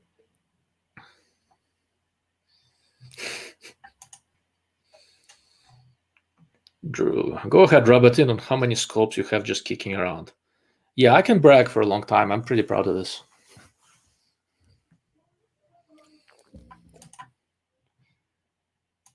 Let's see. I heard Cyclops Joe talk about fixed power European scopes such as Calus 8x50. They're really good optically. What are some options nowadays? I know Meostar 6x42. So Meopta Meostar does not have a 6 power fixed power scope. They have a 7x56, which is very good. German Precision Optics have an 8.5x50. Meopta has a Meo Pro 6x40. Excuse me. But I think that whole product line, Meo Pro, is being discontinued. So I don't know if they still have it. Honestly, if you want a fixed power scope, I mean, the best, if you can find it, are the Schmidt and Bender 6 and 10 power. They're expensive. They're amazing. They're not worth the money, but they're amazing. If you want a fixed power scope, look at the Prismatics. If you want a hunting scope, Leopold 6 power is actually quite nice. SWFA fixed power scopes, if you want to twist turrets for $300, you will not find anything better. That's on my list some days. Just well, I get a beater 6X. And... yeah, they're really nice. There are a couple of others here and there. There are a couple more in Europe. Calus fixed power is not made anymore. I had one. It was an 8x50. It was very, very nice. 8x50 CB or something like that. Look, there is nostalgic appeal to fixed power scope, so much so that US Optics are just sending me their 10 power scope. It's en route right now because I want to do an article comparing a 1 to 10 low power variable versus a high quality fixed power 10 scope and the 1x offset red dot sight. So I'm going to run them side by side for a while and see. That's going to be an interesting piece. And I'm going to keep that US Optics, right? A lot of scopes come in and I use them for a while, and then when I'm bored with them, I sell them. That US Optics 10 power, I'm probably going to keep. There's certain nostalgic appeal to it. And I have SWFA 10 power that I use, which is very nice. All of the manufacturing improvements went into making high quality variable scopes. There's other than SWFA scopes, which are very inexpensive for the quality you get, in most cases, other than the nostalgic appeal, there's no good reason to buy. And aside from the Prismatics, which are fixed power naturally, aside from this, there's really no good reason to buy a fixed power scope in the modern market. That's just the truth. Other than the SWFA stuff and these new Prismatics, you're not going to be paying less money because they're made in much lower volumes and they have not been any development on that. It's just not worth it, honestly. Modern variables are reliable. They're optically very good. The common argument that they have more lenses, yes, that's true, but the conclusions all the marketing people make out of that are absolute bullshit. Don't listen to it. It's nonsense. I got into a fight with a marketing guy from German Precision Optics when this idiot, I think it was the UK marketing guy, he posted on Instagram that the fixed power scope does not have an erector optical system, right? So I took issue with that, and he started trying to tell me what they call an erector. Well, they can call anything whatever they want, but the rifle scope has an erector system. But anyhow, and after that, their PR person stopped talking to me. So I guess that puts a cap on me reviewing German Precision Optics products. But other than occasional nonsense from marketing people, there's really no good reason to go for a fixed power scope now, aside from previously mentioned options. Matt, thoughts? No, I pretty much agree with you. I think the only reason if you want to go with fixed power, it's because it's a nostalgia thing, or it's purely a cost thing and dollar for dollar. If you're going a fixed power for a certain price, that's probably a better quality than a comparably priced variable as far as how it's made. That's my take on it. Only in the case of these Prismatics and SWFA fixed power, right? For example, with previously mentioned Meopta Meo Pro, the 6x40 did not cost any less than 3 to 9x40. Oh, well, I didn't screw that. Because specifically, I'm thinking SWFA. Yeah, but that's an unusual case because there is no distributor in between. They've been selling more or less the same thing for a long time, and they've kept the price the same for 20 years. Well, I'm wrong then. Fine. Yeah. For all of the other fixed power designs, if they had to do any sort of development, anything, it's going to be expensive. They just don't have the volumes. That's kind of the problem. Like I said, I understand the nostalgic reasons. That's why I'm getting the one from US Optics. I used to own a older US Optics 10 power. I thought it was wonderful, and I miss it. So I'm going to use it again, but it's nostalgic. Okay, that was a follow-up to that on the Meostar. Yeah, there is a Meostar. They have a 7x56, I think. They used to have an 8x50. They're really, really good. But if you want low light, get the Meostar R1 3 to 12 by 56 and be done with it. It will do everything that a fixed power scope does for you. And if you think you see the practical difference in low light, it's mostly in your head. Okay. Ooh.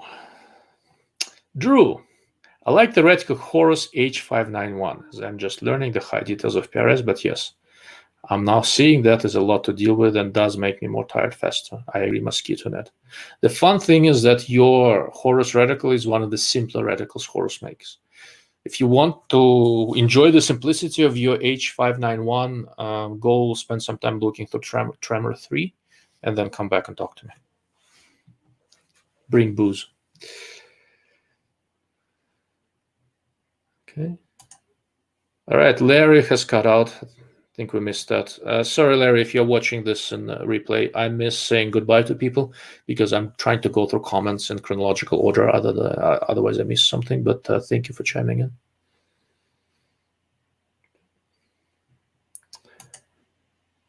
Oh, Mark is here. Good to see you, Mark. For those of you guys who don't know, my logo that I like so much, of the Dark Lord of Optics thing, so Mark developed that for me. He's a pretty good designer. I'm very happy with that. Within the Trigicon brand, there is the AccuPoint. I have a 3 to 9 power with a German reticle. Yeah, that's like a German #1 fiber optic triangle. Yeah, it's a nice scope. Trigicon's been making it forever and a day. They have a couple of different reticle versions. I used to say that it's overpriced, but they kind of kept it the same and everything else moved up market. For a basic illuminated hunting scope, this guy has a lot to recommend itself, and it's no longer overpriced because they've basically kept the price the same. It's, once again, they don't sell a huge number of these because it doesn't look great on paper. It looks much better in real life than it does if you just look at the specs. It's a very competent design. And I am a fan of that triangle reticle. That's what's on my 1 to 4 here. Correct. So the camera. Yes. So your there you go. Very nice. So your 1 to 4 and the AccuPoint that Mark Cartwright's talking about, the optomechanical stuff is made by Light Optics Works in Japan, but the reticle and illumination, all that is actually added by Trigicon in Michigan in the United States. Very high quality manufacturer, and Trigicon has been making these scopes for a long time. They barely ever break, so it works well for them. JB.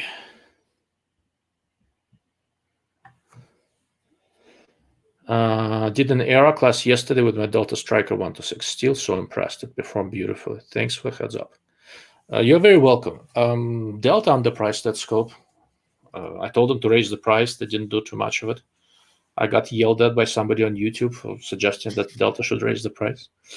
That was funny. No, they did a very good job with this. It's another Light Optics Works scope, nice bright fiber illuminated dot. Another scope that does not look that amazing on paper. If you just look at specs, the reticle does not look like anything crazy, but everything in that scope really works well. Just a nice design. Okay, so Mr. Slavguns was here, maybe back here again after taking a break. That man makes a lot of videos. I don't know how he has the time. I sent you some LBC credits on Odyssey. Thank you, Slav. So what is Odyssey? Odyssey is another video hosting service, kind of alternative to YouTube, that, unlike YouTube, does not try to ban and demonetize everyone. All of my videos are copied on Odyssey, and I just figured out that Odyssey also supports live streaming. For example, if Matt and I could actually hold guns in our hands and point out things, it would work a lot better. But here you cannot, right? Like there are guns behind Matt on the wall, and if he gets too close to them, I'm going to have to send a drone to shoot him. Otherwise, they kill the live cast. I actually thought that it was my fault. I was on a live stream with somebody else. Mm-hmm. different arrangement behind me. You know, I picked these specifically because they're the ones you advised me on. But and I thought I got it kicked off because I pointed at one of them. Turns out that was not the case. It was because their intro roll, which is all pre-recorded, was of them shooting first. Correct. So it was like 20 minutes into the stream before they killed it. There is a delay. But anyhow, so Odyssey supports live streaming, but to enable live streaming, you need to have some number of credits. And I barely spend any time there, right? So I don't. They do some sort of a credits. It's some sort of a Bitcoin type thing. And I just figured it out today for some reason. I was looking at it earlier. Odyssey, I can do a live stream with guns. And on our website on locals, are you subscribed to that or not, Matt? I'm not. Well, make an account and let me know what it is, and I'll make sure you get all the updates. But anyhow, I'm kind of getting sick and tired of the censorship here. I'm a gun writer, and I can't have a gun in my hands when I talk about a gun. It's ridiculous, basically. So I need to get to some number of credits on Odyssey so that I could do a live cast there. And then what I'll start doing, I'll start alternating live casts. I'll do some on YouTube, Facebook, like this one. And then I'll do some on Odyssey and locals where I can actually show you how I set up my guns and why I do it the way I do it, which presumably is one of the reasons you guys are here. Hopefully. Okay. So that's what Slav Guns is talking about. Thank you. All right, let's see. Okay, so that was it. So Smith & Wesson is no longer part of American Outdoor Brands. It's spun off. And the guns is now separate from the rest of it. Crimson Trace is part of American Outdoor Brands, so it's entirely possible they are going to be at SHOT, just not under Crimson Trace booth. Okay, so we'll see. And they believe, like Vista, that they're able to get a high multiple without guns weighing them down. It's possible. So Vista owns Bushnell. American Outdoor Brands owns Crimson Trace, and they are building up Crimson Trace into a larger player in the rifle scope world, and I'm sort of cautiously optimistic about their chances. I talked to them a good bit. I'll use their flashlights. I like them quite a bit. Hold on.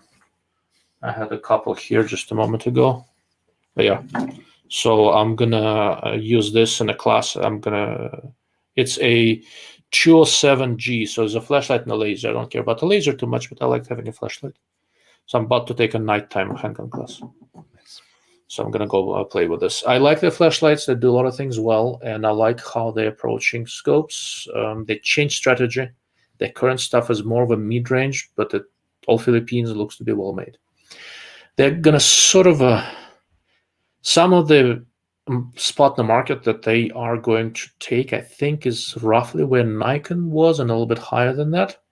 Except unlike Nikon, they have every chance to do this well. So I'm optimistic. Oh, that's an interesting argument. And of course, if Democrats can lift the manufacturer's immunity, suing Smith & Wesson would not weigh it against other brands such as Bog, Crimson Trace, etc. That's actually a good point. Well, let's hope they will not be able to sue Crimson Trace for no good reason, but it's a crazy world we live in, guys. Say the least. Yeah. Sorry. Drew said it first. He said to say the least. So yeah. Didn't mean to copy. There you go. Ooh, sounds like a great idea, Dark Lord. What was the idea? Anybody know? Nope. No. Okay. Maybe it was an idea to videotape you trying to sneak into SHOT Show. Good. I would be curious how that US Optics 10X stacks up to its WFA SS 10X, assuming the same tube size. So I don't think I have any of the $300 SWFA scopes here. I have the $800 10X HD, and I will most definitely look at it next to the US Optics. Having seen earlier versions of this US Optics design, it's going to be a better scope. It's a much more expensive scope, so it should be, but it's likely to be a better scope. My primary interest is in trying to figure out how much of an advantage on 10 power I really get with this large objective compared to something like a Razor Gen 3 1-10. That's the thing I'm really looking to figure out, but I'll do my usual workup on the US Optics and see how it stacks up. And Slav had to go and ask a very loaded question. Now, I'm actually curious at this one because Valdada, or IORs. I used to see them all the time too. That was IOR, one when I first started getting into this. I was like, that one sounds important, and I was just like buying into it until I realized I couldn't ever find any information about them. Yeah, so I used to review them a fair bit, and then a few things happened. IOR is a Romanian company. They're perfectly capable of making a nice scope. They don't care too much about the US, so it's not supported well here. And I've had some very well documented issues with the US importer. So IOR is a Romanian company. Valdada is the importer. I'm guessing he had some issues with IOR as well, because the Valdada Recon G2, the latest, is actually a light optics works scope, just an overpriced version of the same thing as sold by Delta, Trigicon, etc. That one's a respectable scope, just too much money. The Romanian-made scopes historically have been hit and miss. Optically, they're frequently quite nice. Mechanically, some have been good, some have had issues. I stopped looking at them because for a guy like me, I need some sort of consistency so that I can make recommendations. I enjoy looking at all this stuff, but ultimately I want to be able to make cogent recommendations, which is, like I said, why you guys are here. I found several things. Whenever some rifle scopes I source from the manufacturer, some I source elsewhere. And one of the things I noticed about the IOR scopes is the one at the time when I was still talking to the manufacturer, the ones I got directly from the manufacturer were always much better than the ones I got through other means. And the ones I got through other means had mechanical issues, crap inside, seals falling out, and all sorts of other things. And then there were some other issues with the importer trying to motivate me to provide good reviews, which, as you may imagine, did not go over very well. And I stopped looking at them a while back. If the importer changes, I will revisit them. With the importer being the same for now, I am staying away from IOR Valdada scopes, basically.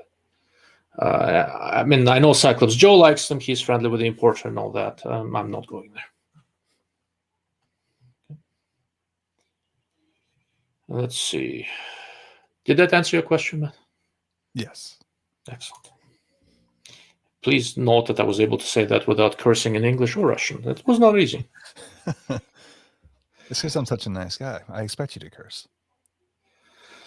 My preteen kids can hear me. I like prisms for compact and nostalgic military application concepts. Some idea what it was like to use. Prismatics, for Prismatics, it's not just nostalgia. There are practical advantages, primarily given to ease of use and lightweight. But conventional fixed power scopes, a lot of it is just nostalgic, other than SWFA. Weight is definitely a big part of that one, I think. It's not just weight. So, I spent some amount of time on AR15.com and a few other places, right? And I post a bit and I read a lot more than I post. And given how much I post, should give you some idea.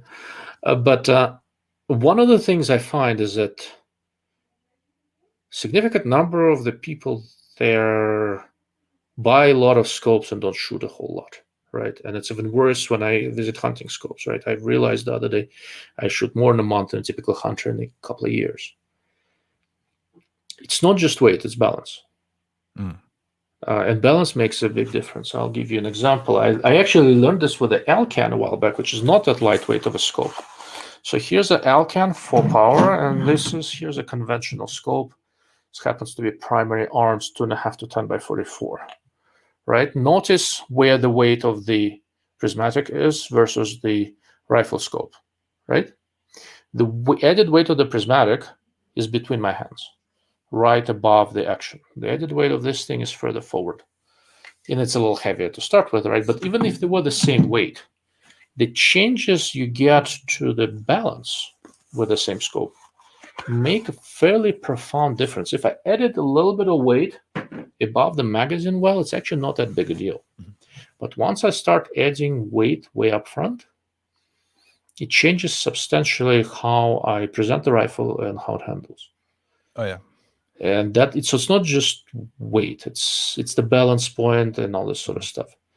With this guy, it's 11 ounces and it's right over the receiver. I barely know it's there. This thing that's the 1 power, even lighter, smaller. I mean, it's virtually imperceptible. It's one of the big advantages of many compact red dot sights, right? They let you aim faster, and they make no practical difference on balance, right?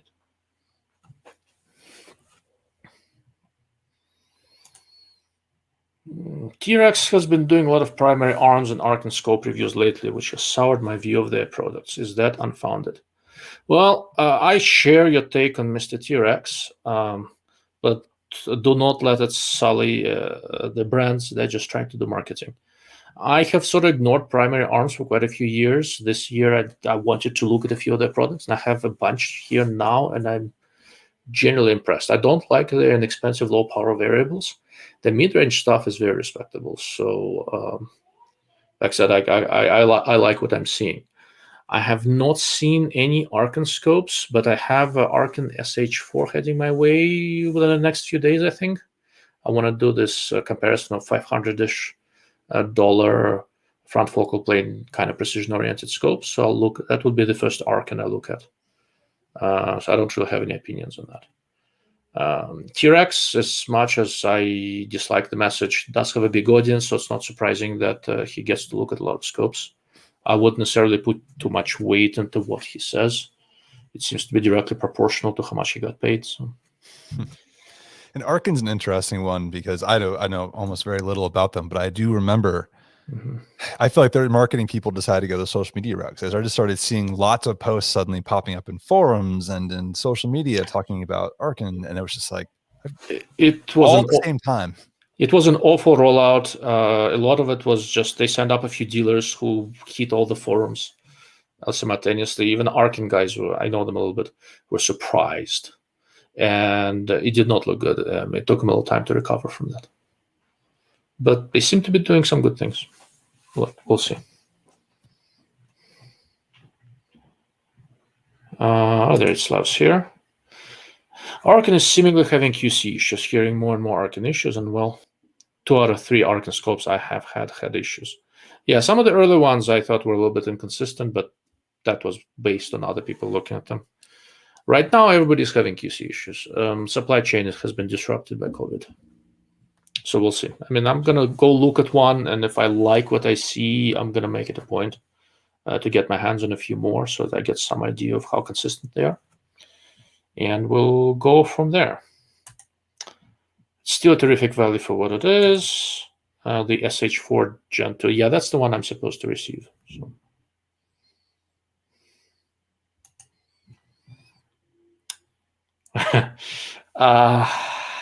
So many things I can say. I find the magnification rings too stiff to turn with one hand. I have a tangent theta 5 to 25. What am I doing wrong? Well, the sarcastic answer would be it's not what you're doing, it's what you're not doing. You're not swinging enough kettlebells. I was gonna say it. Damn it. Great minds think alike. Early tangents had fairly stiff magnification rings.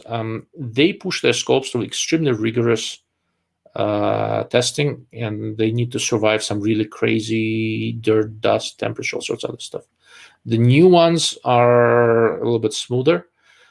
The Odland Engineering guys behind Oddmount and stuff, they actually make a cattail that clamps around the magnification ring and allows you to turn it a little bit faster. You can do that, or you can reach out to Tangent, and I'm sure that you can send them the scope and they'll smooth it out for you. I know they did that for a couple of people.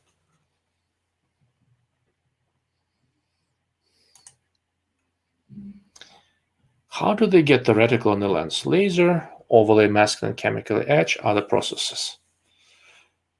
Okay, what do you think?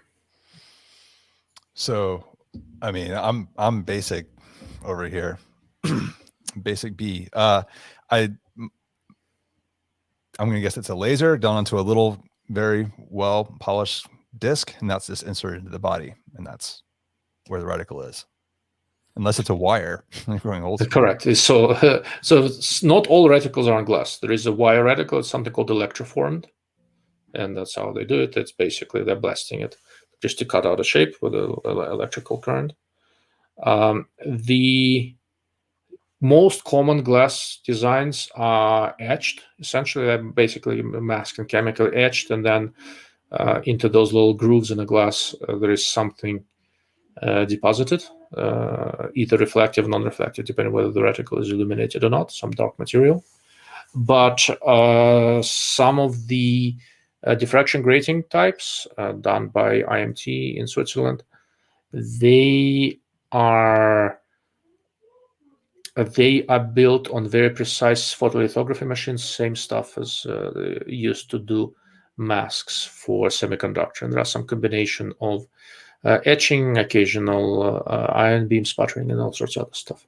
They can get fairly sophisticated. But the vast majority are just chemically etched. But even chemical etching doesn't have to be chemical etching, right? They put on a mask, they deposit some sort of a material, and then it can be acid etch or it can be UV etch, right? They blast it with UV and it burns out a little channel in the glass. There are a couple different ways of doing this.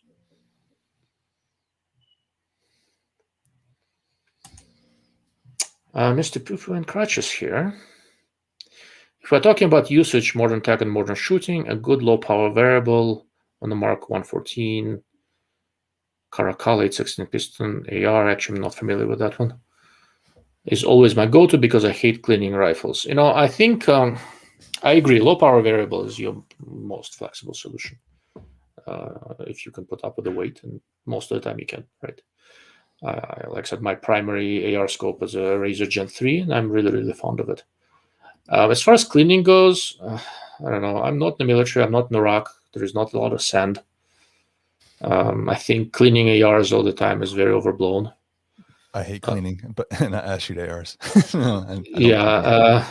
I also don't clean them very much, right? If it's some accurate AR, I will, clean the chamber occasionally. I once did an experiment, right? I have fairly nice ARs. I built them myself out of nice components. I did some experiments where, I wanted to figure out how many rounds it'll take to get it to jam. And basically, I couldn't handle it. Eventually, it got so grimy, it kind of started jamming a little bit. And then I looked at it hard and started working again. And then I cleaned it because I didn't want to touch it. It was so dirty. Piston guns run cleaner, but I'm not. For normal civilians like me, I'm not. Good quality ARs don't need that much cleaning. But I see where you're going with it.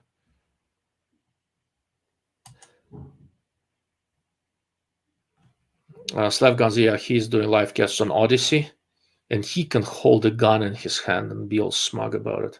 It's my live cast. I get to be smug. You can be smug on your live cast.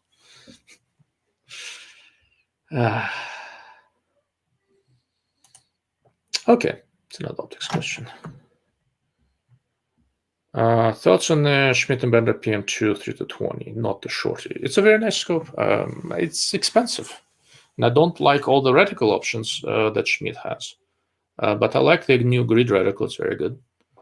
The basic problem with the Schmidt 3-20 is that there is a zero comp 4-20 that I think is better for mostly similar money. But otherwise, there's nothing really wrong with this Schmidt. It's a nice scope. Matt, you live out not far from Schmidt and Bender, North America. Have you ever had a chance to visit and talk to them? I don't know. Where are they actually? The answer is no. I didn't know they're out here. Winchester, Virginia. Oh yeah, that's not far from me at all. I didn't know they're in Winchester. They used to be in Winchester. I think they still are, or some town nearby, but it's right around that area. I share a building with, I don't want to say the name because OPSEC, but a well-known firearms company. Yeah, I know who it is. And then also, I'm just down the street from Velocity Systems. I keep meaning to go over there and talk to those guys. There you go.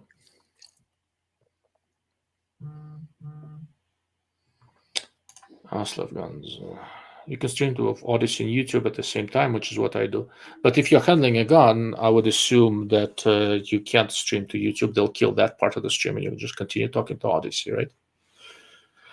But you're right. When I'm not doing live gun handling, I can stream to multiple sources: Facebook, YouTube, Odyssey, whatever else. And the gun handling stuff is going to be unique to where they don't persecute against it. Are you going to the Precision Rifle Expo in Georgia later this year?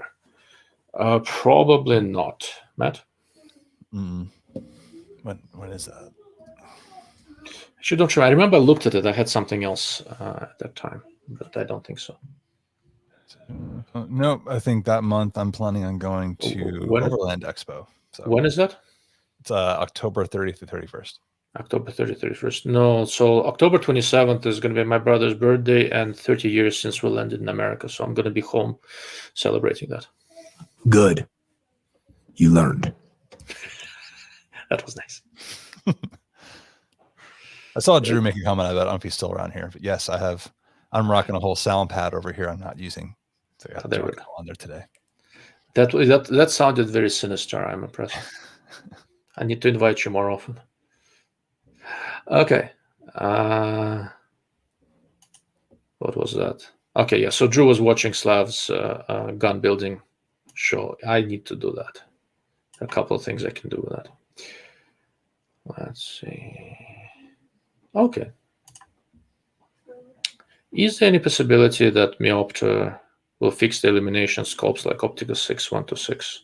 Which I'm curious because I was this close to recommending the Optica 6 126. So I did a reticle for them for the front focal plane version of that scope, assuming it's going to have bright illumination. It didn't. So the reticle didn't work well. I honestly don't know. They should. But with conventional illumination, it's comparatively harder to make it brighter. Optica 6 is mostly, I think, an outsourced scope. They do very limited things with it at the home factory, best I can tell. So I really don't know. I don't know what their plans are. But the market, everything is moving up market. It's entirely possible that will happen in the next generation, but I don't really have any insight into that. The Optical 6 3 to 18 and 5 to 30, I comfortably recommend the nice scopes. But the 1 to 6, I was less impressed with, because for that scope type, you need more out of the illumination. Okay.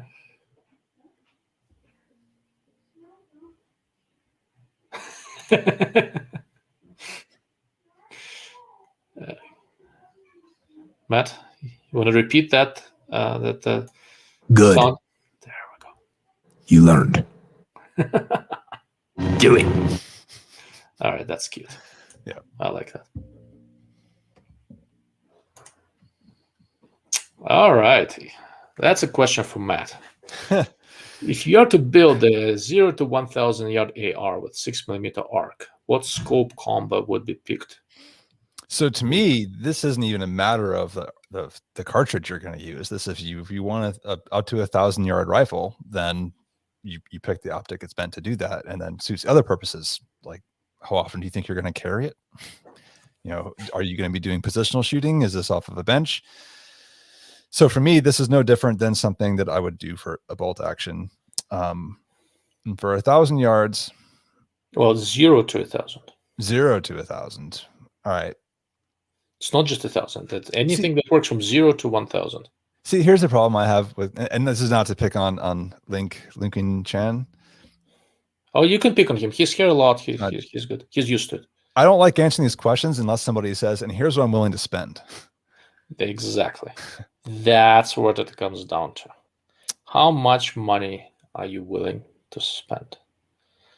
But I'm not gonna lie. Like, if I'm just picking it today, I really like the new Athlon Cronus. Mm-hmm. You know, that seems like it's a very well executed scope that would do well for this kind of role, and then throw on a little offset red dot. Mm-hmm. A lot of people would do that. So this is actually a question I'm trying to answer for myself with this business with the US Optics 10 power. To shoot 1,000 yards, I don't need very much magnification, right? So the current solution to this kind of stuff is scopes like Razor Gen 3 1 to 10 by 24, and I've taken it to 1,000 yards with good success. But it's not ideal at 1,000 yards. It works surprisingly well. It's very, very good up close and intermediate ranges. I want to see how much better I can do with a high quality fixed power 10x, and I'll get an offset red dot in there for up close and personal. So that's exactly the question I'm trying to answer. But I'm trying to answer this question. If you had $2,500 to spend, what would you do? Right? If I was on a budget, I can tell you right now, I would get a conventional 10 power scope like the $300 SWFA and an offset red dot. That's your cheapest way to get there, pretty much. But if you have some money to spend, you have options. Modern low power variables are very, very good. March has this 1 to 10 shorty with a sight focus. It's really good at 1,000 yards, and it's bright dot. It's good in 1 power. If I really wanted a scope that's nicely optimized for 1,000, the March 1 to 10 shorty has sight focus, excellent optics, tracks well, and bright illuminated dot. That's probably at the top of the list. Oh, that's a good question. DLO, how many companies are you in bad graces with? It's hard to say because quite a few of them I'm probably in bad graces with and don't even know it. Right. The most known ones are probably Night Force and Kalis Swarovski. They just despise me. Probably German Precision Optics now. I don't know. I'm friendly with the guy who runs their worldwide marketing. If I don't get a response from the PR person for a little while, I'll reach out to him and see what the hell. If not, then not. There are a lot of brands out there. I don't really care. I started talking to the guy from Reticle, and then he stopped responding, so maybe I pissed him off too. I'm not kind to people's feelings very much. Who else? Probably a few others. So here's the catch, right? So even a lot of companies who do talk to me, they do so grudgingly because they think they should. And they want to maintain the conversation, and they work very hard to make sure I never look at any of their stuff, right? Because you never know what you're going to get, right? There are several companies I'm very friendly with, but it all, with many of them, all of that lasts until the next bad review. So who I'm in bad grade, who despises me may change every 6 months. One of these, a few companies who have shown some ability to take constructive criticism is Vortex. One of the reasons I get along with those guys, I've given them a good number of fairly crappy reviews for some of their lower end stuff, and they don't care. They basically take that as input and try to do better, which is a very mature approach. Leopold for years would refuse to have anything to do with me. Now I talk to them occasionally. They kind of tolerate me. Seems to work fine. But if I gave a bad review to the Mark V, I don't know if it would last or not. They're in the business of selling scopes, right? I am fundamentally not on their side. I'm on the side of the consumer, of the person trying to buy their scopes. So I don't spend any serious amount of time and effort trying to be in anybody's good graces, or even trying to figure out if I'm in their good graces or not. I get an idea what I want to look at. I reach out to a few companies, and if they respond, great. And if they don't respond, okay, fine. And there are many companies. All right. What is this?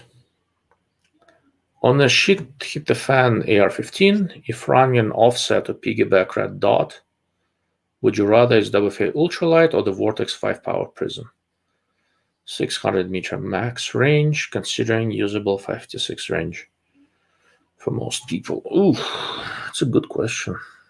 I'd take the prism. Maybe. So the SWFA ultralight is less than 10 ounces. So there's not as much of a weight advantage, but there's an obvious size advantage. This is the Vortex 5 power, right? The problem is that I haven't spent enough time with this thing to be certain, but I kind of like what I see so far. Oh, I'll clarify that. I think in concept, I would probably run with the prism, having shot neither of these things. Correct. I look at that ultralight as very much a hunting oriented.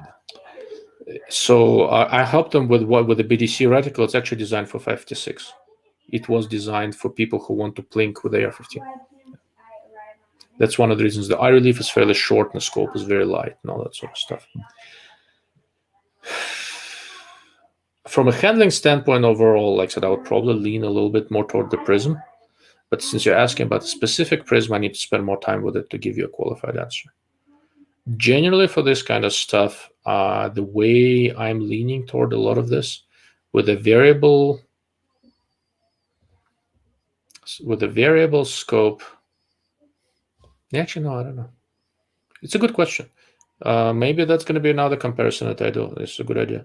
I'll run the 5-power prism against the SWFA ultralight and see how it does. I really don't know. Okay, Matt vanished somewhere. Okay. Dog is begging to go out. I'll be right back. All right, I'll keep moving along.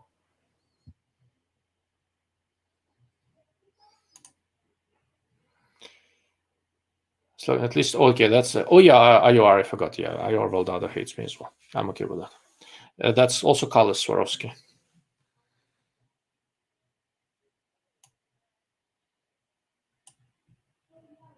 Oh, that's interesting. Primary Arms has a strong affiliate program, and while Arcan has a very high commission percentage. Well, there we go. That will explain some of the favorable reviews, but like I said, you know, I have a few Primary Arms products here, and I kind of like the GLX types and stuff. Although the new Prism, this is SLX. I kind of like what I see, so we'll see. Arcan I have no insight into, so hopefully I will soon enough.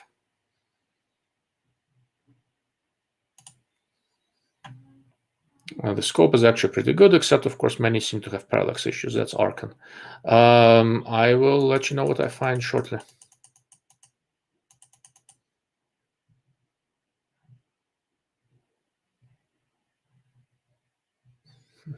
All right, Mr. Slev Guns is off to bed or to edit the video. Except the guy has amazing work ethic.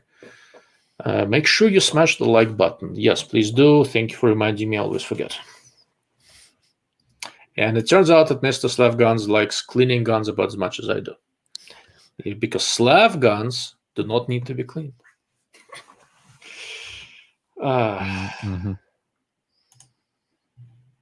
What is the consensus on GPO, specifically the Japanese lines? So the Japanese lines are the Passion, 4X and stuff, etc. scopes. Some of the Passion 3X are Philippines. The new scopes, the Spectra line, are China with illumination added in Germany. They're older spectroscopes that are mostly getting discontinued. They are Japan Optomechanics illumination added in Germany. They seem like perfectly capable scopes, but I have limited personal experience with them. I've tested their tactical 1 to 8, and the reticle needed work, but optomechanically it was very good.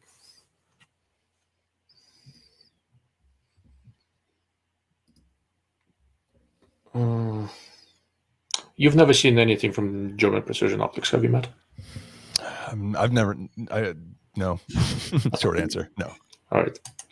Short's good. So we are at this for 2 hours and 17 minutes. I usually try to limit this to no more than 3 hours. So I'll keep going through the questions as we go along. But then at some point, I also need to eat dinner and go to sleep. Otherwise, I'm on the verge of weight loss. Nobody wants that.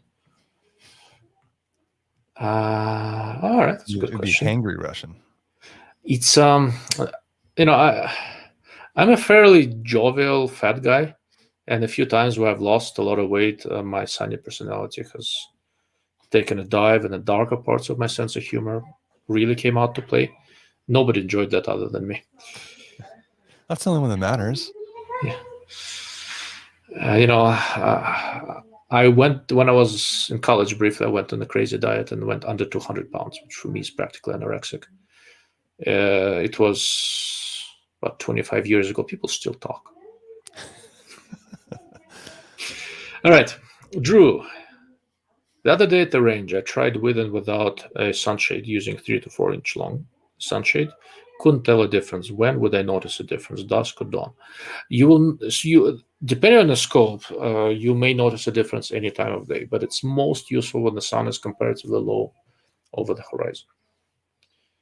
That's when a sunshade or a kill flash will make the most difference. I'm curious which scope it was. Generally, if you have a sunshade for a scope, unless you're trying to keep everything short, put it on a scope, leave it on there. It weighs very little, and there is no downside, other than, like I said, the scope gets longer. Beyond that, there is really no downside. Which I'm going to do another one. So something I discovered was because the Steiner that I've got, Yep, no sunshades available, but I did find out that the Vortex 5-25 Strike Eagle comes the sunshade fits perfectly. Oh, nice. So I move it back and forth as needed. Okay, I had somebody ask me about that actually, so that's good to know.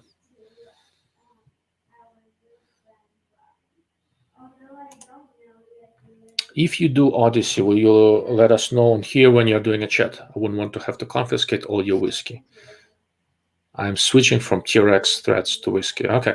Yes. So the idea is that I think I've mentioned it a few times, right? So I assume that YouTube and Facebook will eventually get rid of people like me. My videos keep on getting demonetized. They're not promoted. It doesn't matter, right? They don't want me here. I'm going to be here for as long as they'll let me, but there's some things I want to do that I can't do here. I will maintain the channel, I will maintain the community. When I have something happening that's not on YouTube, you will see a post in the community that with the link and what exactly is happening and all that. Generally, my home on the internet is turning out to be this locals.com website.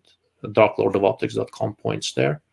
And that's kind of where I put more of my effort for the time being.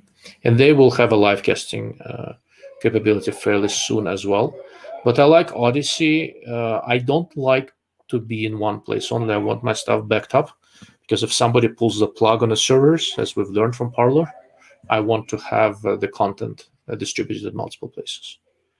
But yeah, unless they physically kick me out, I'm not going anywhere, and I will make sure everybody knows what I'm up to, whether you want to know or not.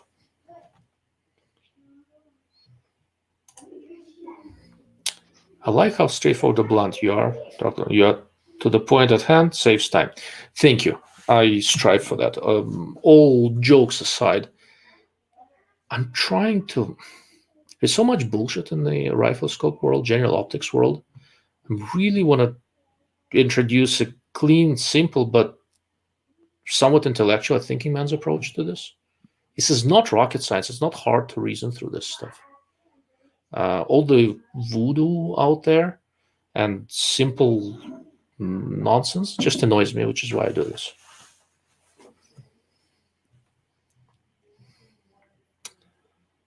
All right, back to low power variables. Thanks for the answers. If it is between March 1 to 10 and Razor Gen 3, how would you choose them, assuming the budget allows both? So up close and personal, I think Razor is a little bit better. At distance, March has a side focus that is a little bit better. Kind of figure out if you want to push to 1,000 yards and then some, probably lean a little bit toward the March. If you're not going beyond 800 too much, go for the Razor. To fix that, on the Razor Gen 3 that I have, I went to Vortex and I had them reset the parallax distance to 300 yards. Normally it's 150, which sacrifices my ability to shoot on 10 power fairly close, which I don't really need, but gives me better depth of field further out because of how I use the scope. March ultimately is a more flexible design, but in terms of sheer speed on 1 power, Vortex with its wider field of view and very, very bright, nuclear bright reticle is a little bit better. One day I'll talk you into March also, Matt. Just tangent data in March. It's in your future. Just wait. I'm very persuasive. Mr. Cyclops Joe is here. Joe, do you know Joe, Matt? He doesn't know you. I know of Joe. You know of Joe. Okay. So Joe, Matt is Mr. Everyday Marksman. I put a link in the video description. If you haven't seen his blog and podcast, you should. Matt, interestingly, covers a lot of stuff that I find interesting but don't cover. Things that go more into the preparedness and the mindset and a variety of other things that are important that I don't have any expertise in. So for me, his podcast and especially the website have been extremely helpful. Unfortunately, his recommendations how to build ARs are usually wrong, but we're working on that. Oh, gauntlet thrown. I know. I've known Matt for a few years, right? So, and I'm absolutely unashamed to make fun of pretty much anybody in front of me. All right. Mr. Prone Wolf, Alaska man. Sorry I'm late. 3G 10 mile, 4.5 to 30 by 56. Will the SFP have better mechanical properties over the FFP? And how do they stack up against the Vortex Razor Gen 2? You familiar with the 10 mile at all? Only vaguely. I'm pretty sure I remember seeing they're fairly similar to the Sig Tango 6. Related, but not the same. Yeah, related. Very similar scope to the Delta Striker and the Kronos you have. The Kronos 4.5 to 29 by 56 is very, very similar design. So it's a good scope.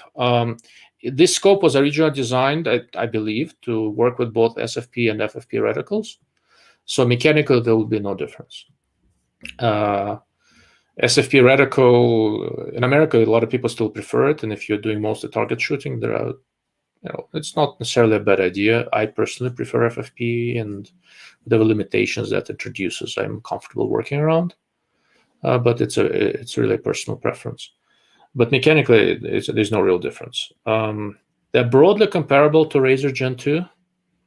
It's a little bit lighter. Razor Gen 2 has wider field of view. Reticles are in the eye of the beholder. For the same money, I would slightly lean toward the Razor Gen 2, I think. But it's kind of individual. I think the turrets on the Razor are a little bit better, have better feel. But they're both very nice scopes.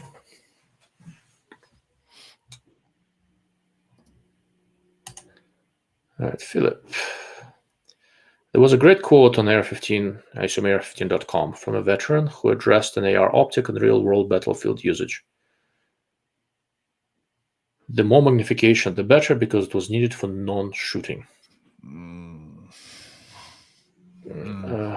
don't know how I feel about that one. Well, I mean, I don't think we have enough background for that, right? So it's one of the things. It also depends. So if he's a vet, if he's a recent vet and he spent time in Afghanistan, we'll have to look far away all the time. Having having more magnification available to you to look at stuff may be very valid, right? Yeah, I see. So again, not my background, so I'm not going to take any credit for this.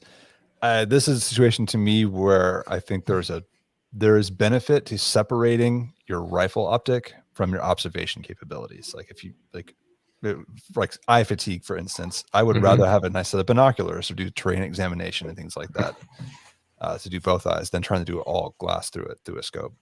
Okay, well, there's a follow-up post. Terrain examination, IDing objects, people, etc., and other than aiming at people, having more mag than a 5x prism was a must.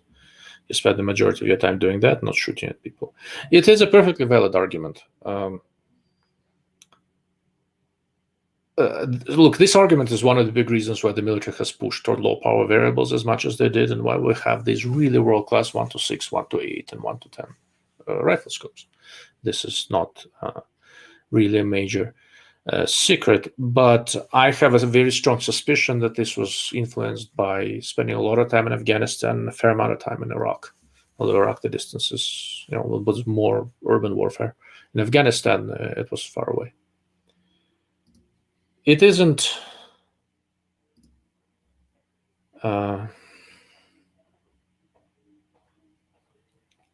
We here are choosing optics for our use, which is mostly playing around with stuff, taking a class or two, and occasionally exploring a theoretical shit-hit defense scenario, right? And as weird as things get, the scenario is still very, very theoretical, right? Absolutely. Hopefully it stays that way. Yeah, I've lived through one empire collapsing. I can probably live through another one, but would strongly prefer not to. But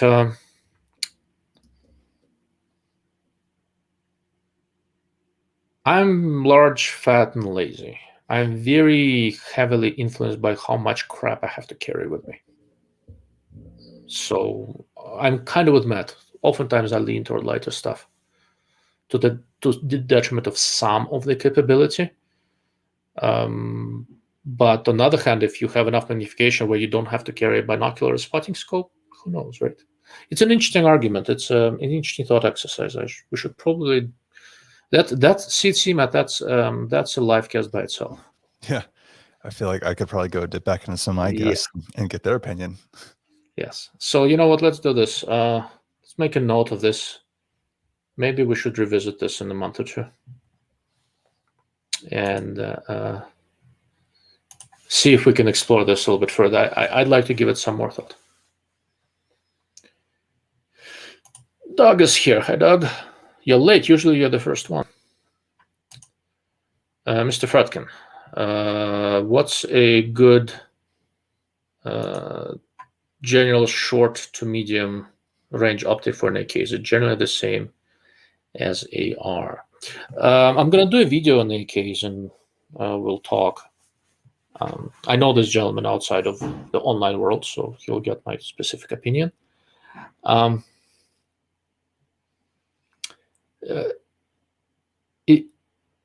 Mounting an optic on AK is a little bit different because there's usually a side mount involved, although there are a couple of other ways to go. I really have a strong preference towards simple fixed power things on AKs, and it's hard to do better than this 2-power primary arms that I started the live cast with.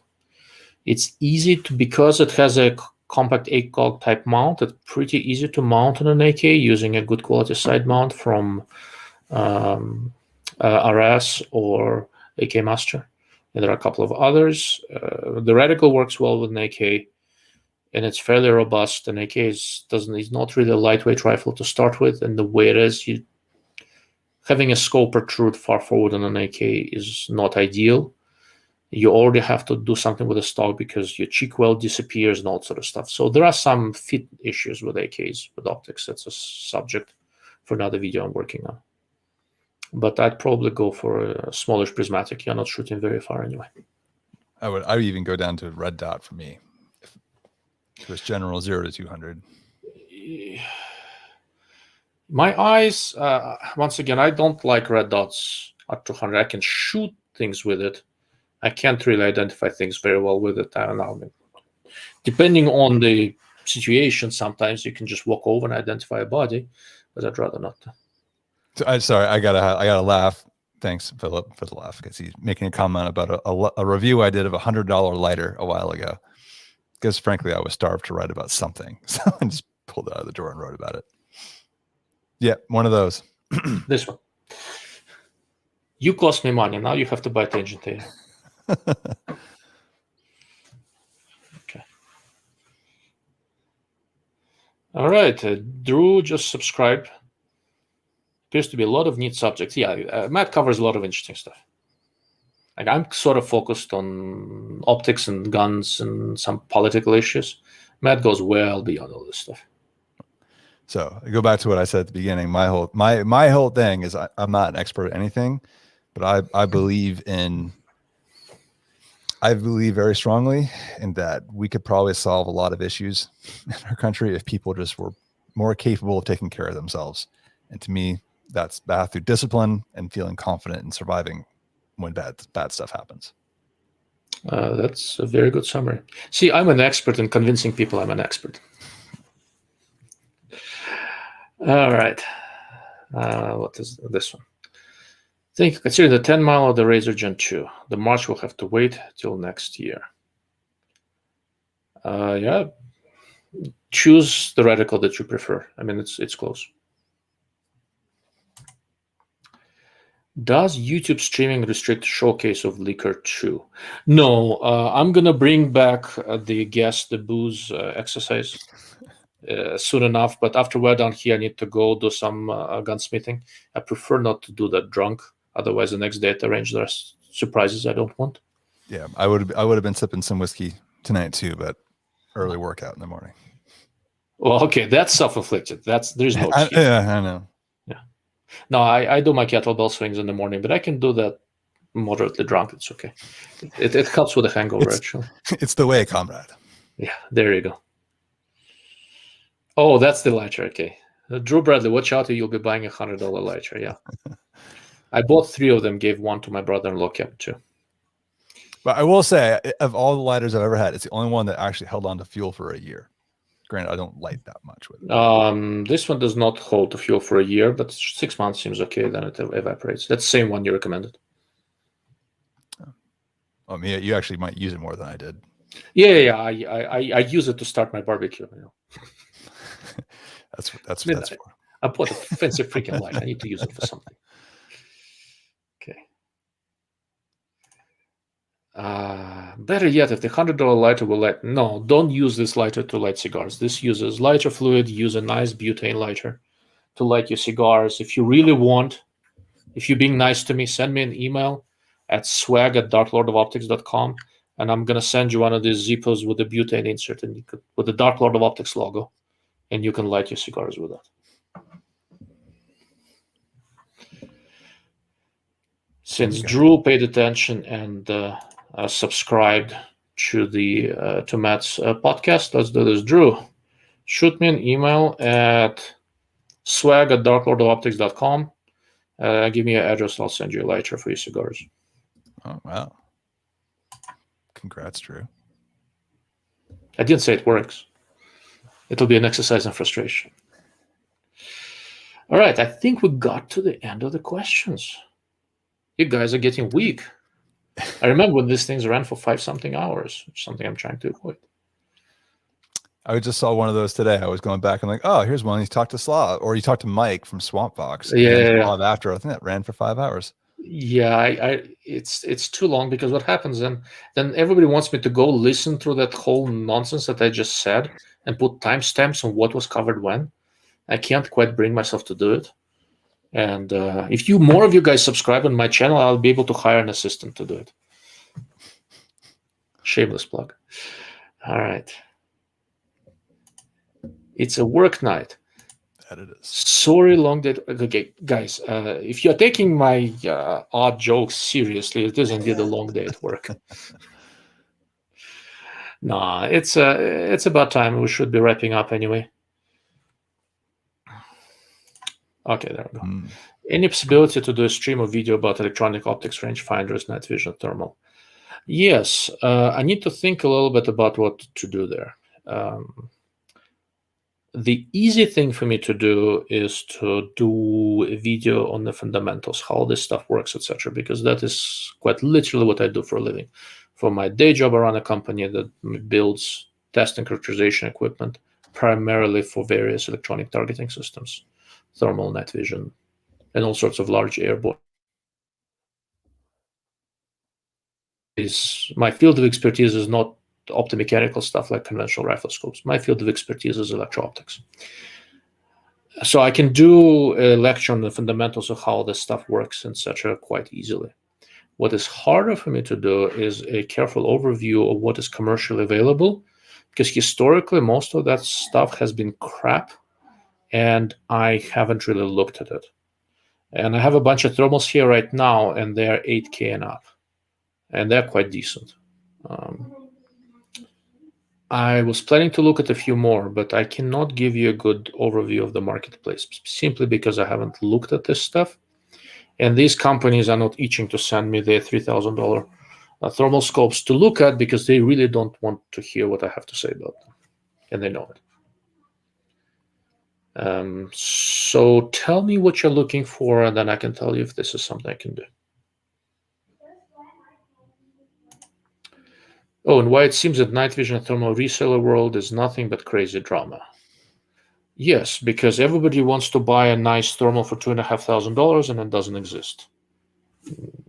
Yet, there are some possibilities. But what happens is that most of the people who resell this stuff don't know what they're selling, and they are very comfortable saying all sorts of stupid nonsense, and they don't know how wrong they are, right?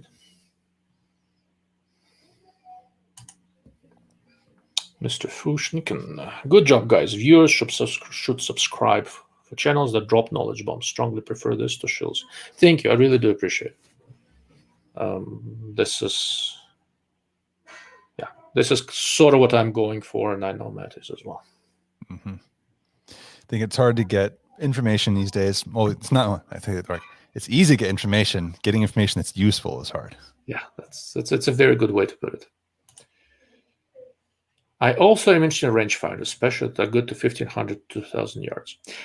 I'm about to do a comparison on a few laser rangefinding binoculars. I have the Delta, Vortex, and Optic here, and I'm going to want to look at one Steiner and maybe something else. I do plan to look at compact laser rangefinders later in the year. Right now, I have some interest in binoculars, so that's coming this summer. How far they work? Something that works well on small targets at 2,000 yards. I don't know if these can pull it off, but it might get close. 1,500 I think is doable.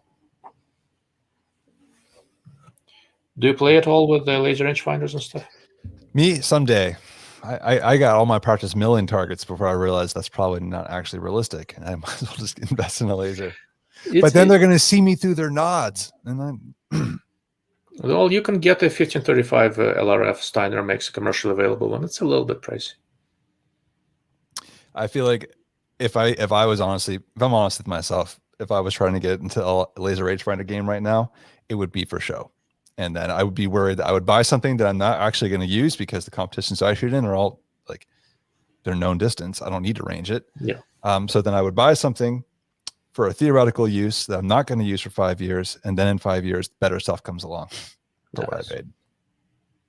Okay, so also that's what he's looking for. So 1,500 for 24 by 24 target.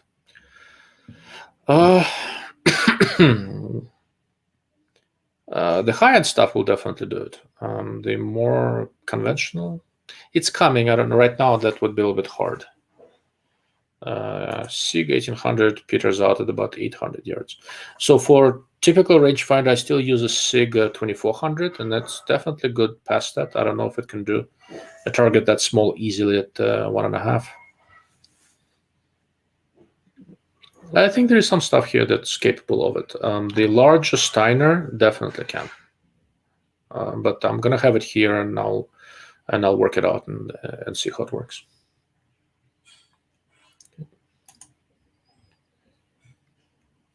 And for the record, Matt, if you're getting a laser rangefinder for show, is perfectly legal. Looking at the SIG 2400 of Vortex Fury. So I have the SIG 2400 and I have the Fury 5000 laser rangefinding binocular. It's quite nice. The electronics works really well. It ranges things, calculated ballistics, and sends it to my watch, which I really appreciate. No, so I got a follow-up question to that. What's your watch? It is a Garmin with the applied ballistic. Garmin Tactics Delta with applied ballistics software. It has a million different features that I don't need and don't know how to use. There's stuff for jumping with a parachute. I've never seen a good reason to jump out of a perfectly functional plane, so I'll never use that. A bunch of other different things. Then it wants me to exercise and track all of that. We're not doing that partly because for the exercise that I do, you can't really wear a watch. It's funny I actually did that today. Get up's ain't gonna happen with wearing my. Well, not even that. So I make a lot of fun about being fat, slow, and lazy. I'm a lifetime martial artist. I train all the time. And when you're hitting things, you're not gonna have a watch on your hand, right? So did you sambo? No, I did judo. I wrestled. I did judo. I did kung fu. I'm mostly a Muay Thai guy, but I do a little bit of everything. My kids do mixed martial arts at the local school, and I train with their coach. And I'm going to do a few more things with them. But I've been practicing fairly continuously, sometimes a little bit more, sometimes a little bit less, but without any real breaks since I was 9 years old. So I'm 45, you can do the math. But neither that nor kettlebells is particularly conducive to wearing a watch. I wear a watch when I play table tennis. It's the other sport I do.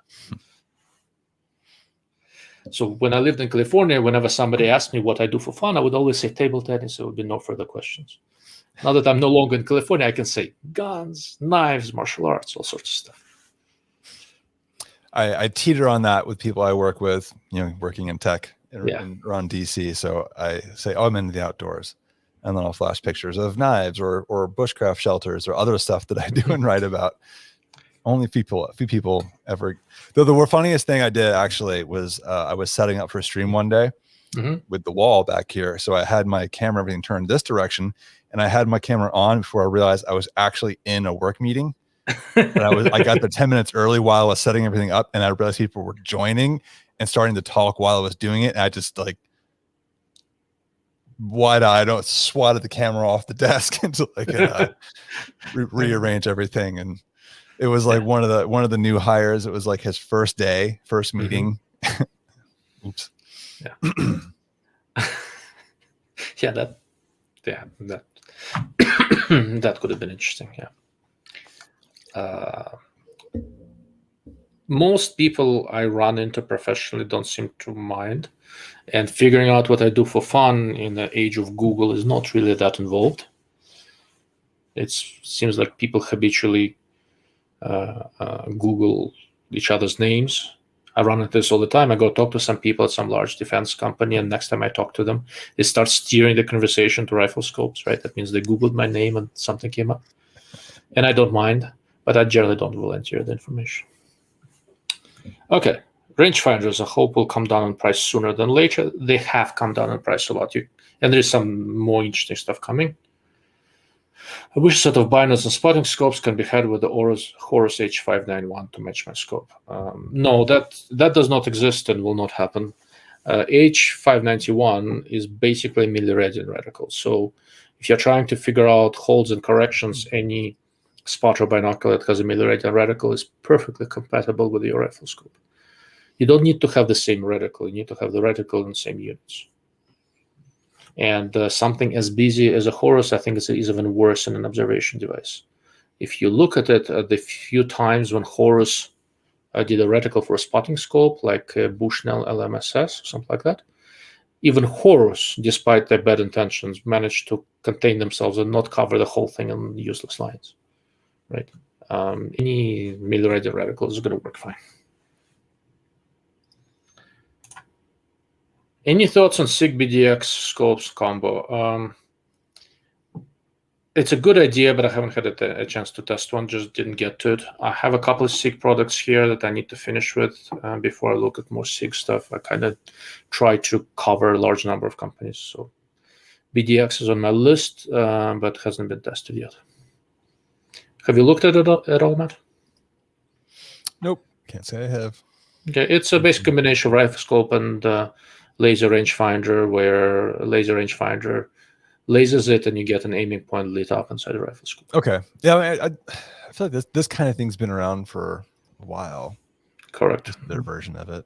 But it's getting better and better. I mean, the future for rifle scopes in many ways in this kind of electro-optic integration.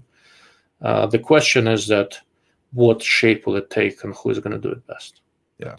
I mean, who would you say is doing it best now? Because I know talked about the Steiner IFS. So you answered your own question. Yeah, so they're doing it the best. I'm going to look at one with the latest updates and everything shortly.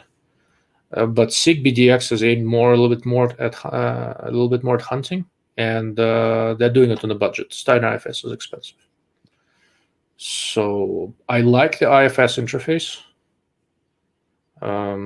But you'll pay for it. Yes. Mr. Drew sent an email in case it goes to the spam swag. folder. Yes. So I have it's a Zippo lighter with my logo, and I have that butane insert in it. I think in order to send it has to be empty, no butane, right? Yeah, I don't know. I don't remember. I'll look up the regulations, but I'll send it out.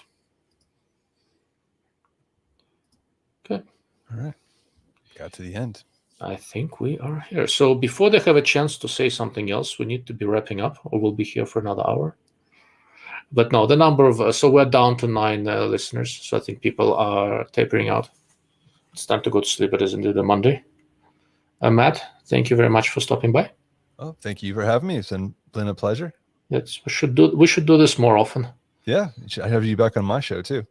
We've been considering doing some streaming as well because it's a little bit more freeform than my usual format. Yeah. Well, let me know. I do better on video. I think the accent comes through better with video than through just voice, but we'll see. Anyhow, with that, I am going to wrap things up. Thank you all for chiming in.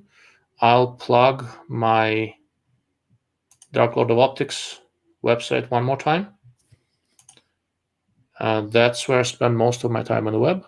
If you have not yet visited it, please stop by, and I do appreciate it. You all have a good evening.